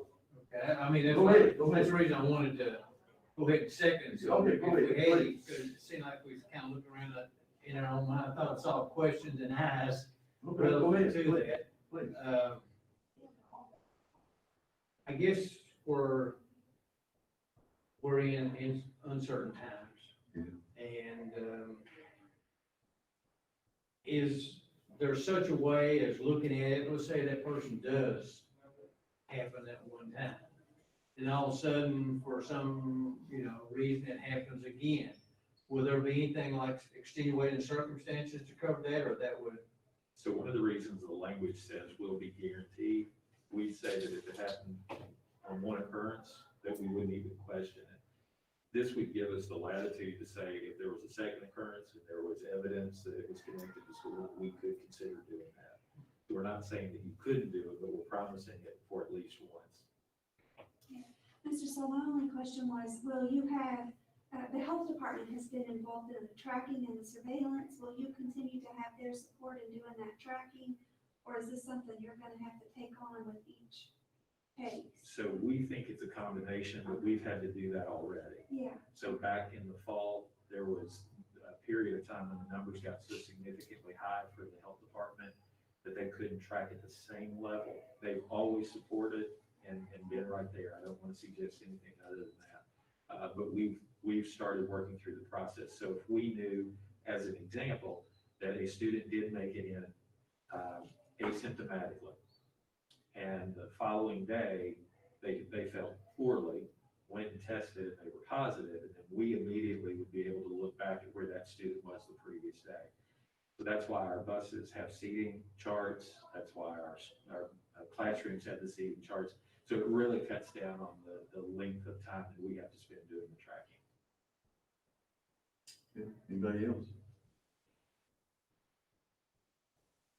We've had a motion and a second. If there's no further discussion, all in favor, please raise your right hand. All board members voted aye. All right. Item number 7 is review our regular meeting agenda, Mr. Stoll. All right. So you should have a copy of that. I also have it up on the screen. Items 1 and 2 are normal for us, including the recognition of the teacher of the month and the students of the month. The SBDN minutes. At this moment, we have no audience comments and don't anticipate any. And certainly if there are comments from the board, you'll have the opportunity to do that. From my side, you will hear any new hires and resignations that we have, and I'll make official the idea that we're going to begin development of a strategic plan, including a look at our vision, mission, development, and that can play into the conversations that were just had relative to PE, or relative to the food component. The thing that we want to make sure that when we develop this strategic plan, that it does a couple of things. One is that it's inclusive enough that all the decisions that we make moving forward are connected to that, and that we make it an active plan, that it's not a plan that we develop that sits on the shelf. So the monitoring of the plan will be important too, that we put that into place. Have had a conversation with KEDC, who is our co-op. They're willing to lead us through this at no cost, no additional cost to us than what it normally costs us to be part of the co-op, which we had already paid. And we will start the process of the development of that following this. As one component of this, you all as board members certainly have the right to participate in this in a number of ways. You can sit on it actively, or you can be part of, and definitely will be part of, final approval. So what I'm going to ask you to do is take some time and think about whether you want to be an active member in this process. And if you do, please let me know. Doesn't require board action on your part. If all 5 of you want to be in that, we'll do that. Know that if 3 or more of you want to be a part of it, then every time this committee meets, it'll be a special board meeting because we have to do that when there's 3 of you. If there are 2 or 1 of you that want to participate, we don't have to call that. In preparing for this with KEDC, I talked with them, and it's really all over the place how people choose to do it. In some locations, a single board member participates. In some locations, no board members participate, and others, all 5 do. So this really comes down to where you want to play a role in this and how you want to be involved. So following tonight, if you'll just contact me and share with me if you have an interest in participating on that, and that'll help us guide what we share with KEDC on how we develop the layout of the plan, or the development of the plan. So basically, we can think about this between now and Thursday night. Yeah. Or, Oh, you can call me tomorrow, you can call me Friday. I mean, whenever you all make a decision as an individual, just let me know. Okay. This won't require an action on your part on Friday. This is just, again, a report. Okay. Also, the ESSER 2 funds, we'll share that officially. Of course, everybody who's listening or hearing it tonight, but you'll hear that officially on Thursday. Garrard County Schools received $2.598 million. It's about 4 times the amount of money that we received on the first go-around. And we have started the process of reaching out to the community, to our parents, to our students, to our teachers and our staff through a survey to talk about how we can help mitigate the loss of learning that occurred and that Dr. Lamb mentioned a few minutes ago. We want to use a vast amount of this money to do that. And we want to do it in a creative way. So rather than us put together a plan and then ask people to approve our plan and say that that's their feedback to us, we're asking them to answer a series of questions. And then we're going to take those responses and, using the advisory councils that I have, turn those into focus groups and try to dig deeper into that, and from that develop a plan on how we'll try to address the needs of our students based on what's happened in COVID. So we're excited about what that opportunity is. We want to be very, very careful with this money because it's a one-time thing. So we want to be careful that we're not trying to use it for something that needs to be sustained that we couldn't if we didn't have these funds. There will be some additional funds outside of this called GEARS, and that money can be used very, very intentionally for technology. Have no problem telling you this, but last week we ordered 880 Chromebooks, which would be the startup for next year, an entry point at 9, 6, and 3, and enough additional ones to have them in classrooms that could go home in first and second, probably kinder as well, based on those that we roll out. So that money will be tagged out of the GEARS fund, so it won't impact this money and it won't impact general. So if you remember back to our needs assessment that we had in December, there were a couple of pieces of technology on that, and we'd like to use the GEARS money to address that where we could, so that it meets a need that we have. And a lot of that is long-term, right? So the money that you use to buy the Chromebooks, we expect those to last a minimum of 3 to 5 years. So that's not funding that you would have to recreate on a yearly basis for those. We will have a recreation every year for new ones, but not that total amount. And then we hope to be able to figure out a way to use some of those funds for the interactive boards that we talked about as well. Again, not having to tap into SBDM funds or into general funds. So this could be one of those things that, while it's not a reoccurring thing, it could be something that we see dividends from for a number of years if we utilize the funds correctly. So if we use those funds in one way, then we can take these other funds and really dedicate it to the idea of how we help the students. So what we're asking for is some out-of-the-box thinking, some very creative thinking about how to do this. Questions that people will be asked are questions about time Is the best time to do it summer? Is it after school? Is it before school? Is it on a Saturday? What area is the biggest need? Is it reading, writing, math, science, social studies? Is it social emotional? Is it ATC or CTE, those areas? And we're also going to ask the question relative to not only remediation, but also enrichment, because some of our GT kids, some of our advanced kids have been deprived of opportunities as well. So we want to approach it from both ends. So we'll be asking people to tell us, where would you like to see your child work? And it could be both areas, right? And so we'll be asking from all those different angles, and we'll put all that information together to develop what we hope is a really creative plan to meet the needs of the students that we have. Also understanding that we will not see a one-time hit that fixes what's going on with our students. This will be a much longer term fix. So that could lead to us having conversations about, where does first grade start next year? First grade may need to start halfway through kindergarten if kids are really behind in where they are. And that's a unique thought for us. But we also want to make sure that we're addressing the need of kids and not having parents at astronomical rates saying they want to retain their kid in kindergarten and take them through it again. We have to be aware of where the gap is and look at how we systemically fix that. And so that's what we think we can do with these funds. So I've gone pretty deeply today. I apologize for doing that, but I want you to know that that's the direction that we're thinking. The survey is created. We've tested it with a couple of groups to see how it's working. We feel comfortable with it. We'll release it next Wednesday. We'll do a social media piece. We'll do a piece in the paper and push it out to everyone. It'll be out for 1 week.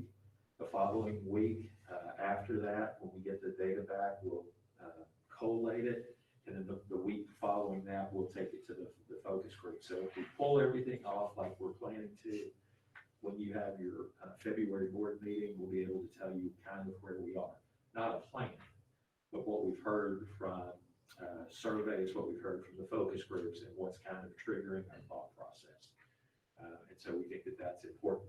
These funds last more than just 6 months, more than a year. So one of the things that we may be looking at is, how do we use a chunk of it up here and hold some of it back to use as a follow-up piece. And so we're hoping that the information we gather gives us some good thought about which direction we need to go. How much closer will those 800 Chromebooks put us to our goal of 1-to-1? And we'll be 1-to-1. Oh, we'll be 1-to-1. We will be 1. There won't be a situation I don't think that we couldn't handle. Oh, good. And so one of the reasons we moved so quickly with that is because most of you know that we placed an order for Chromebooks in June last year and didn't see them until October, November. So we knew that we needed to try to get in front. So when we contacted, Chris did some legwork for us, and we were told if we made the order last week, we should have it by February the 18th. Good. So the goal is to have those in hand, even if we're not handing them out, so that when we roll into this next year, let's say there is no world of COVID next year, right? Not assuming that, but let's say that didn't happen. We still want to learn how to use 1-to-1, and we've had a great opportunity now. So it's how do you use 1-to-1 back in a regular environment, a place where that's what was always intended for this. And so we wanted to make sure that when we started school next year, everybody was capable of doing what they needed to. Is that 1-to-1 third grade up, or is it starting first? So it won't be 1-to-1 with brand new at all levels, but we'll have enough that should roll down out as they come out of each of those grades to help cover all the way down. I'll do that first grade. Okay. Okay, so then we'll do any additional reports. So that will be the treasury report. Stacy's here and has sat through a long meeting today to share a lot of information with you. She was obviously here because of the audit, in case there were questions. But if we'll let Stacy get through this tonight, then maybe she doesn't have to spend this amount of time with us on Thursday night. Okay, on my monthly treasurer's report, the balance as of at the end of December was 8.9 million. The top section of my report details each individual fund balance, and as you can tell, general fund, of course, is the largest amount at $6 million. The bottom section of the treasurer's report shows the variance between this December and where we were last December. We are up about 2.4 million compared to last year, and again, general fund shows the largest variance. The next few pages, we look at each fund individually, and I'm just gonna hit on the ones that had the largest variances. Again, general fund cash balance was $6 million with an increase of approximately 1.6 when compared to last year. And this is due primarily to decreased expenditures, including the following areas. So we had COVID relief funds given to us last month of $570,000, and we were told that that money had to be spent by December 31st, and we could use that the same way that we use our regular SEEK funding. So what we did in order to spend that money is we moved payroll out of general over to this fund too for the COVID relief funds because it was a allowable expenditure, and that allowed us to use those funds by the deadline. I do have a note that these are not additional funds, as our general fund SEEK revenue will be reduced by that same exact amount over the rest of the fiscal year. It's so misleading from what people say in the public. So this is the same piece that Representative was speaking about a few minutes ago when he told you don't expect to see those funds. So as a state, I think it was $131 million that SEEK didn't move forward, and $131 million was available through the COVID dollars.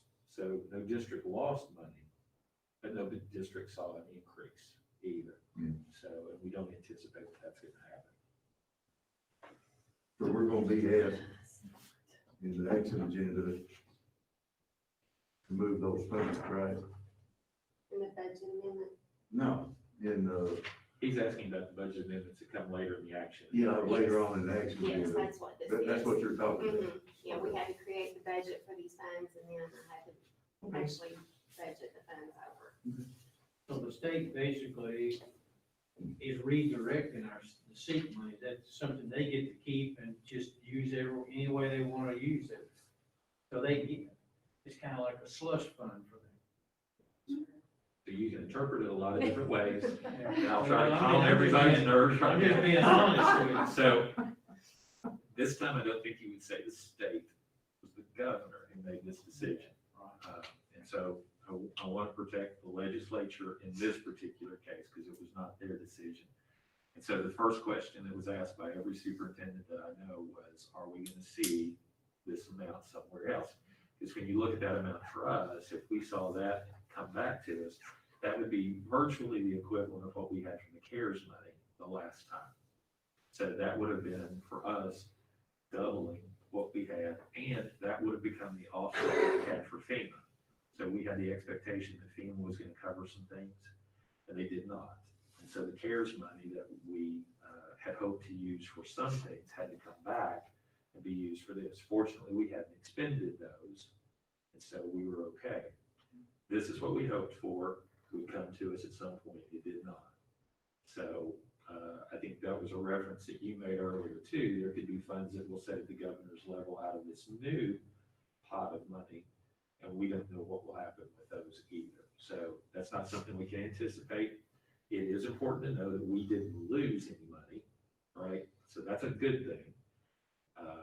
We did not gain any money, and that would have been a better thing.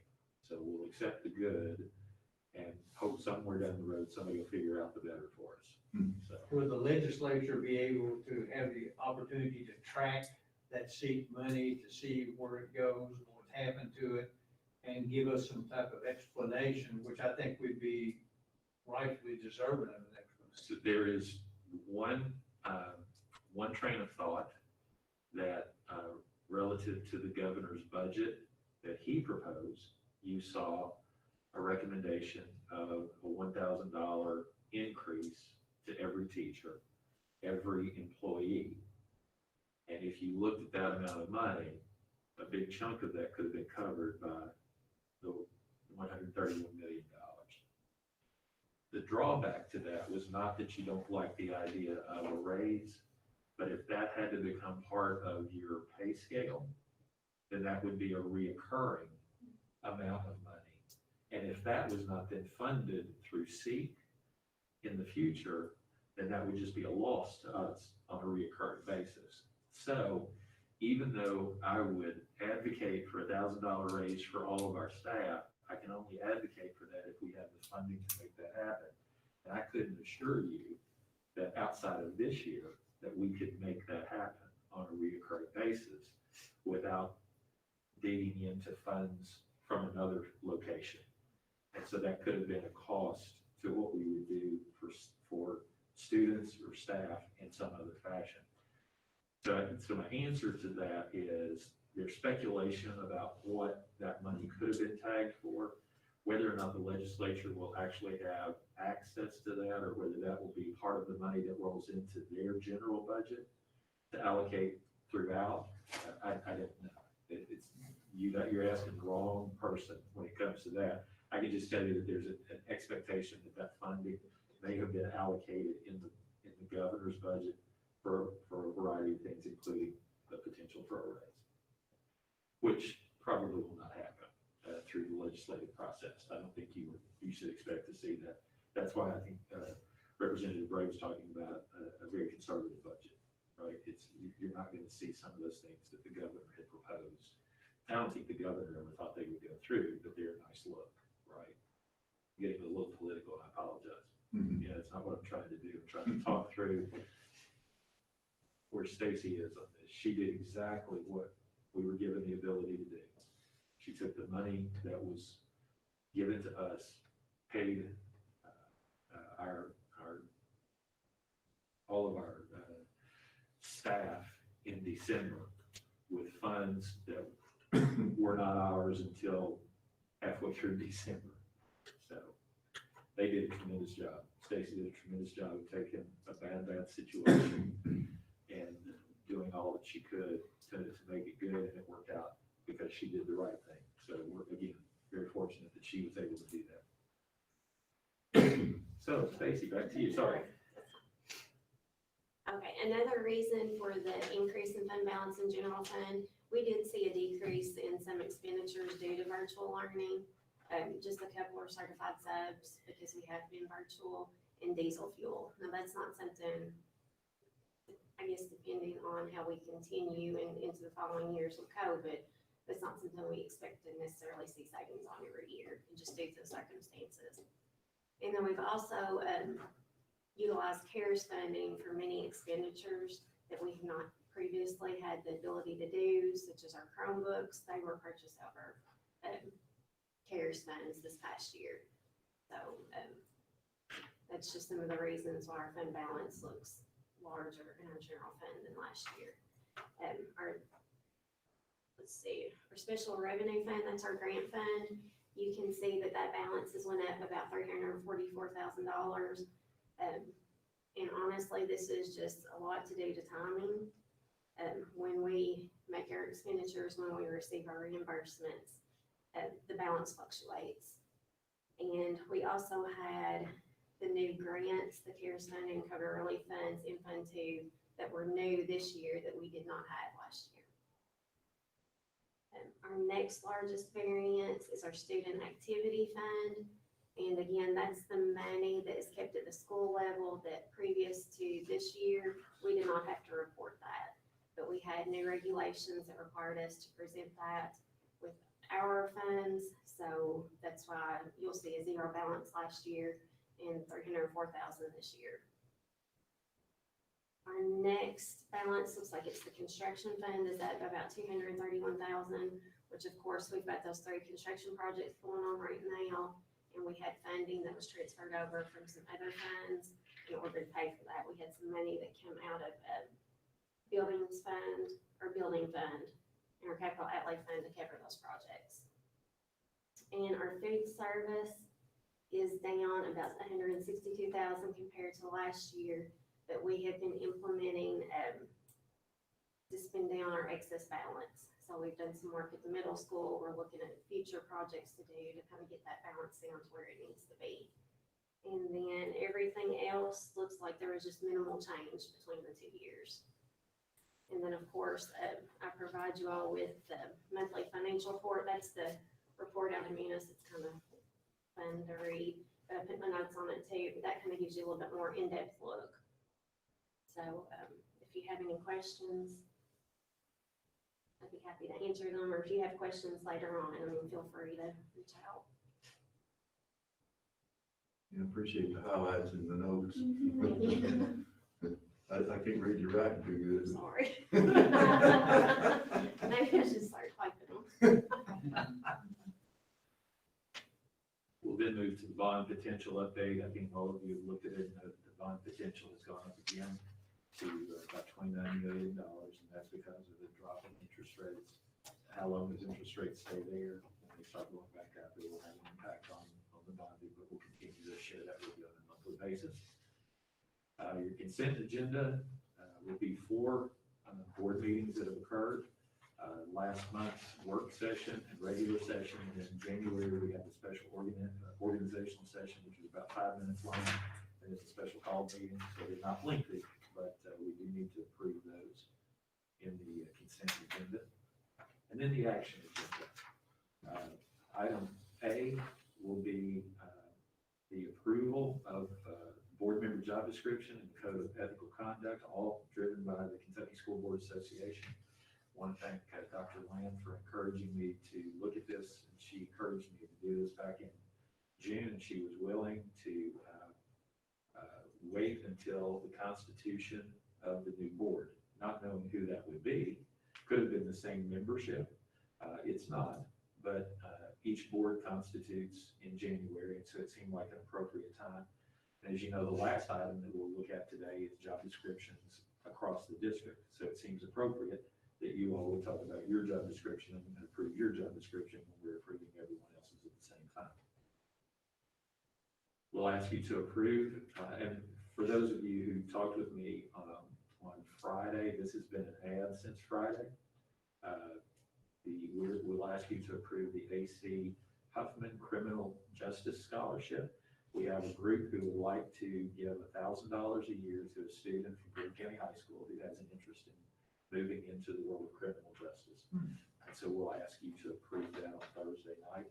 They'll be, the family will be here to share with you their connection to it. And so I can't imagine that we'll have any concerns about that. Anytime somebody's willing to help the kids, that's a great thing. I had the pleasure to know a large part of his family and him and his wife, and it's very appropriate. So we've placed quite a bit of information in there, the rationale. So if you haven't had a chance to see it today, you'll be able to look at that between now and Thursday just to get an understanding of what this leads to. We'll ask you to approve a short school day for an elementary student. We don't give you any additional information relative to who the student is, but we will tell you that that is based on a request from an ARC, and the student was on a short school day last year, so it's appropriate. Ms. Perry will be here to share with you the approved consolidated district improvement plan. If she wants to share anything about that tonight, she's here. So if you have anything you want to say, just. No, it's basically the same plan that we had last year because we don't have much new assessment data because we didn't take K-12 last year. So we've taken a few. We have added some things from that came from our meeting that we had, our community meeting that we had. But it's very similar to last year's CDIP. And you've heard the nutrition physical activity plan, so we'll ask you to approve that on Thursday, and then we'll forward that to KDE as is expected of us. We'll ask you to approve the draft budget, and again, Stacy's still here, so if you have questions about that, I've kind of told you. Stacy, you correct me where I'm wrong.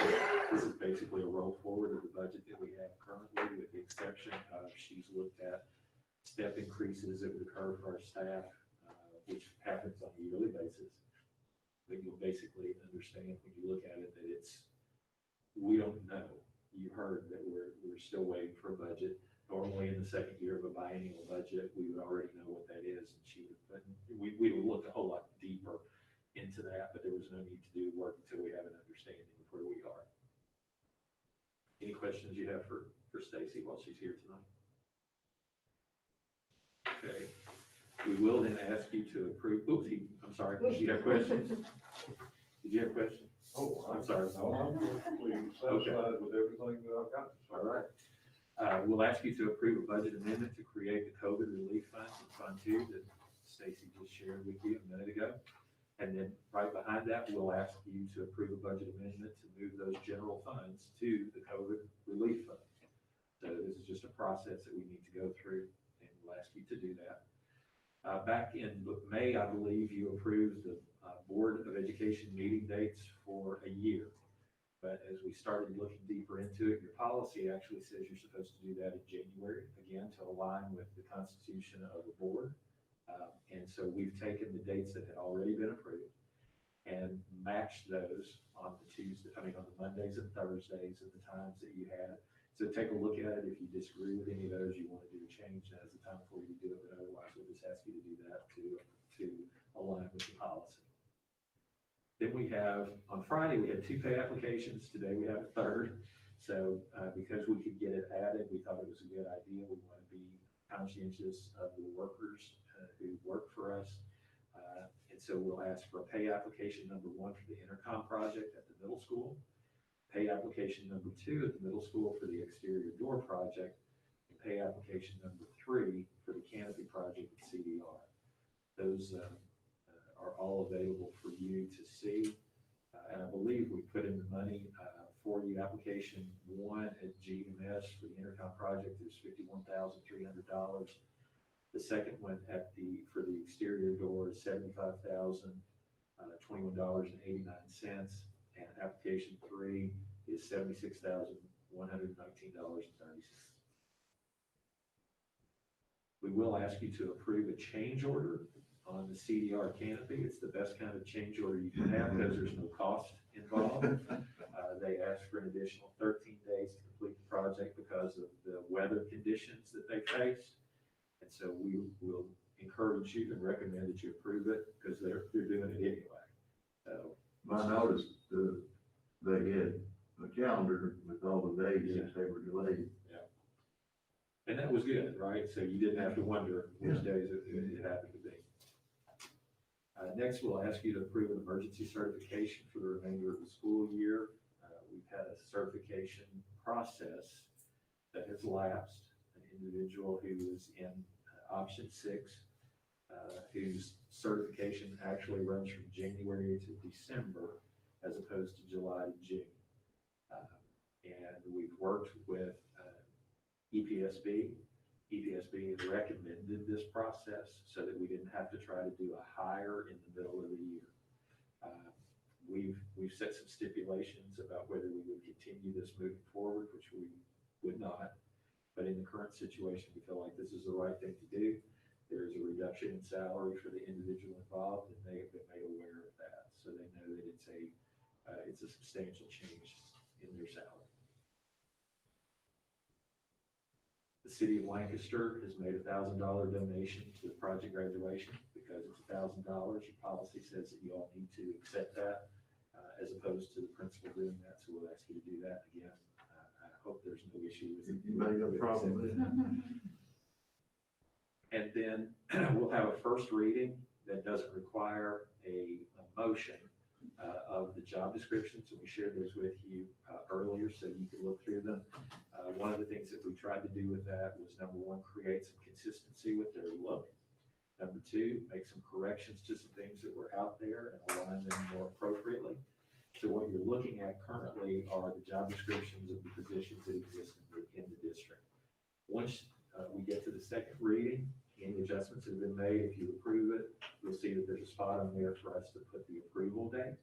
And anytime we change that moving forward, we'll change those dates and they'll all be posted on the website for anyone to see. And if we need to post a position, we'll pull directly from this as to what the job expectations are for that individual. Okay. I made a comment earlier, I guess, before you all got here, and where I got this from was from job description. And we constantly come back to school colors and trying to adhere to school colors. Should that not be a part of jobs description of coaches, athletic directors, and so forth, that they adhere to board policy relative to school colors and or seek necessary permission to go otherwise? because, you know, we're still getting outside the school colors. I think there's some things that need to be addressed on it. Number one is, I think that the middle school and the high school need to be the same colors. Therefore, relative to that, if you got old uniforms from high school, you can pass them down to the middle school and vice versa. It's kind of like an economic thing. But I think there's something that needs to be there to where we stand up for what was created at the very beginning. And that's just my opinion on it. We seem to be spending quite a bit of funds on bumblebee team sports. And say a whole lot of that is not doing a lot of research into it, but I would think that a lot of that is uniforms. And I don't know what we've had in past discussions about rooms with boxes of various different colors of uniforms and stored away and buying new ones, so I don't know what. Well, as a former coach, I can understand the age of uniform. And there's gonna be a point that begin to fade and we got some problems. But where I'm coming from is, if we're gonna vary and put grays in, into our uniform or black into our uniform, then that needs to be something that's brought to us by ADs, coaches, or whatever, and be something that we incorporate in. And I really believe that's something that the community should have an involvement in. I'm pretty sold on the colors that we got and the tradition that we have with the colors, and it's an identity. If I see a team, if we see them on a media thing right now, and I look out there and all of a sudden there's a team out there playing in gray uniforms, I don't pick up on it as quick. Because to me, they're not in our uniforms, but something maybe to do some research on and discuss and do what we need to do, if we need to do anything at all. I had a discussion before and decided that the school colors were what they were, and no action had ever been taken to change them. As far as we were concerned, the school colors were still the same. And I think that it was implied that they stay with the school colors, but I don't know if they ever haven't or whatever, but I haven't heard of anything being, it hadn't come before the board to change it to any other colors, so. Yeah. I think that was a decision that was made by coaches and ADs without consulting administration. That's exactly right, and that's not. Maybe need to remind us that Business. there's 4 board members that were here in the beginning. We were there when it So happened, weren't we? let's not get biblical here. Coach Kirk, we were there when it happened. I think we may have had a vote on it. Just for the point of moving it along, would that be something you could add under the representative duties of the athletic director to ensure that all teams adhere to the approved school colors? So that's why you have reading one, Okay. is so that you all can take a look, and if you have recommendations, So we've got another month. you do. We would need them far enough in advance that we could make changes, which isn't a significant amount of time. But see, that's a discussion I like to see the ADs and coaches have together as a group and see where they are on that. I'm just for us all getting on the same page. I think you have 2 different things that we're talking about here, and I would encourage us to keep 2 things separate. First one is the job description, right? So what you put in the job description doesn't determine what the school colors are. The job description could say that there's an expectation you adhere to what those school colors are. And then there could be a follow-up conversation that, like you just described, where you brought together members of the athletic coaching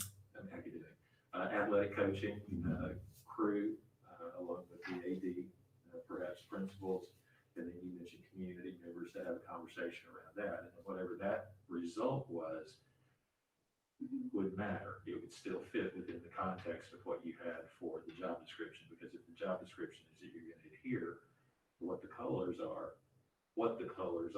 is a separate issue as to whether or not that's in the job description. You're not going to put colors in the job description. You're going to put an expectation for them to adhere, not what the color is. So that's why I said, I think we're having 2 conversations here. So relative to the job description, if you wanna make an adjustment to the job description, we can do that. And add something that says there's an expectation that be followed.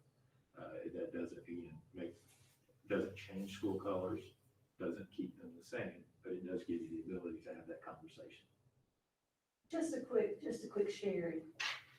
And I'm for the school colors, as you well know, but with it being cardinal red, it's very difficult sometimes to find cardinal red. I think that's why we ended up going with more of a maroon, because some companies didn't have the cardinal red. Now, finding the companies that do.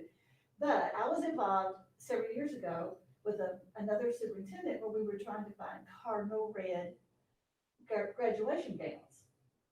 And we had representatives to come in and bring what they thought was cardinal red or as close to cardinal red. And we had 3 different companies with 3 different colors of cardinal red. So as much as they tried to find, and actually when we graduated, our gowns were more red than they were cardinal red, because that's the problem, is finding the true cardinal red, the USC cardinal red versus maroon or red. So in their defense, But but those at least in the red category. As Right. opposed to gray and Black. black or Right. different other types of things. So if I'm hearing correctly, what you all are asking for is for me to put together an opportunity for conversation to be had relative to that, to the school colors. And so we'll do that as an offline thing, initially, so that you can set up that. We meeting. decided it 4 years ago, why it hadn't been adhered to, if not. You know, So, that'd be a valid question. I mean, the school board has that power and the ability. so you probably don't want my comments today, not because of what my comments are gonna be, but because you've been here for 2.5 hours. This is probably not the time you wanna hash out a school color issue. So again, on Thursday, if I'm interpreting right, and you tell me if I'm interpreting wrong, we'll start the process of setting up a conversation relative to all of this to get to that spot. And then between now and February, we can make an adjustment to the job description if that's what the board's will is, because that's, again, why you have a first read, is so you have time to look at that. All right, Second. the rest of the board, I'm good with that. All right. All right, now, before we call for adjournment, I'm assuming that all board members have received notification from KSBA that our annual meeting has been moved from the end of February to the end of April, April 23rd and 25th. In conversation with Mr. Stroll the other day, he told me, and correct me if I'm wrong, that there's gonna be really limited hotel space, is that correct? So that's the appearance. If you read what they put out, you have multiple overflow hotels, which suggests some limited space. So I appreciate you all being on time tonight for the free meeting events, taking pictures. So what I'm asking you to do is, as soon as we get the green light to get Dickie to reserve us, so we can all try to be in the same hotel. It's not gonna be the golf house, but if y'all will do that, I appreciate it. All right. Call for motion to adjourn. So moved. Mr. Hurt made a motion to adjourn. Have a second. Ms. Davis seconded. All in favor, say aye. Aye. Thank you. We're adjourned. So you gonna get us out of this? Or do we get out ourselves? We'll get that. We'll just leave it. We'll take it. Okay, appreciate that. Thank you, fellow board members, for your patience. Thank you, Mr. Stowe. No problem.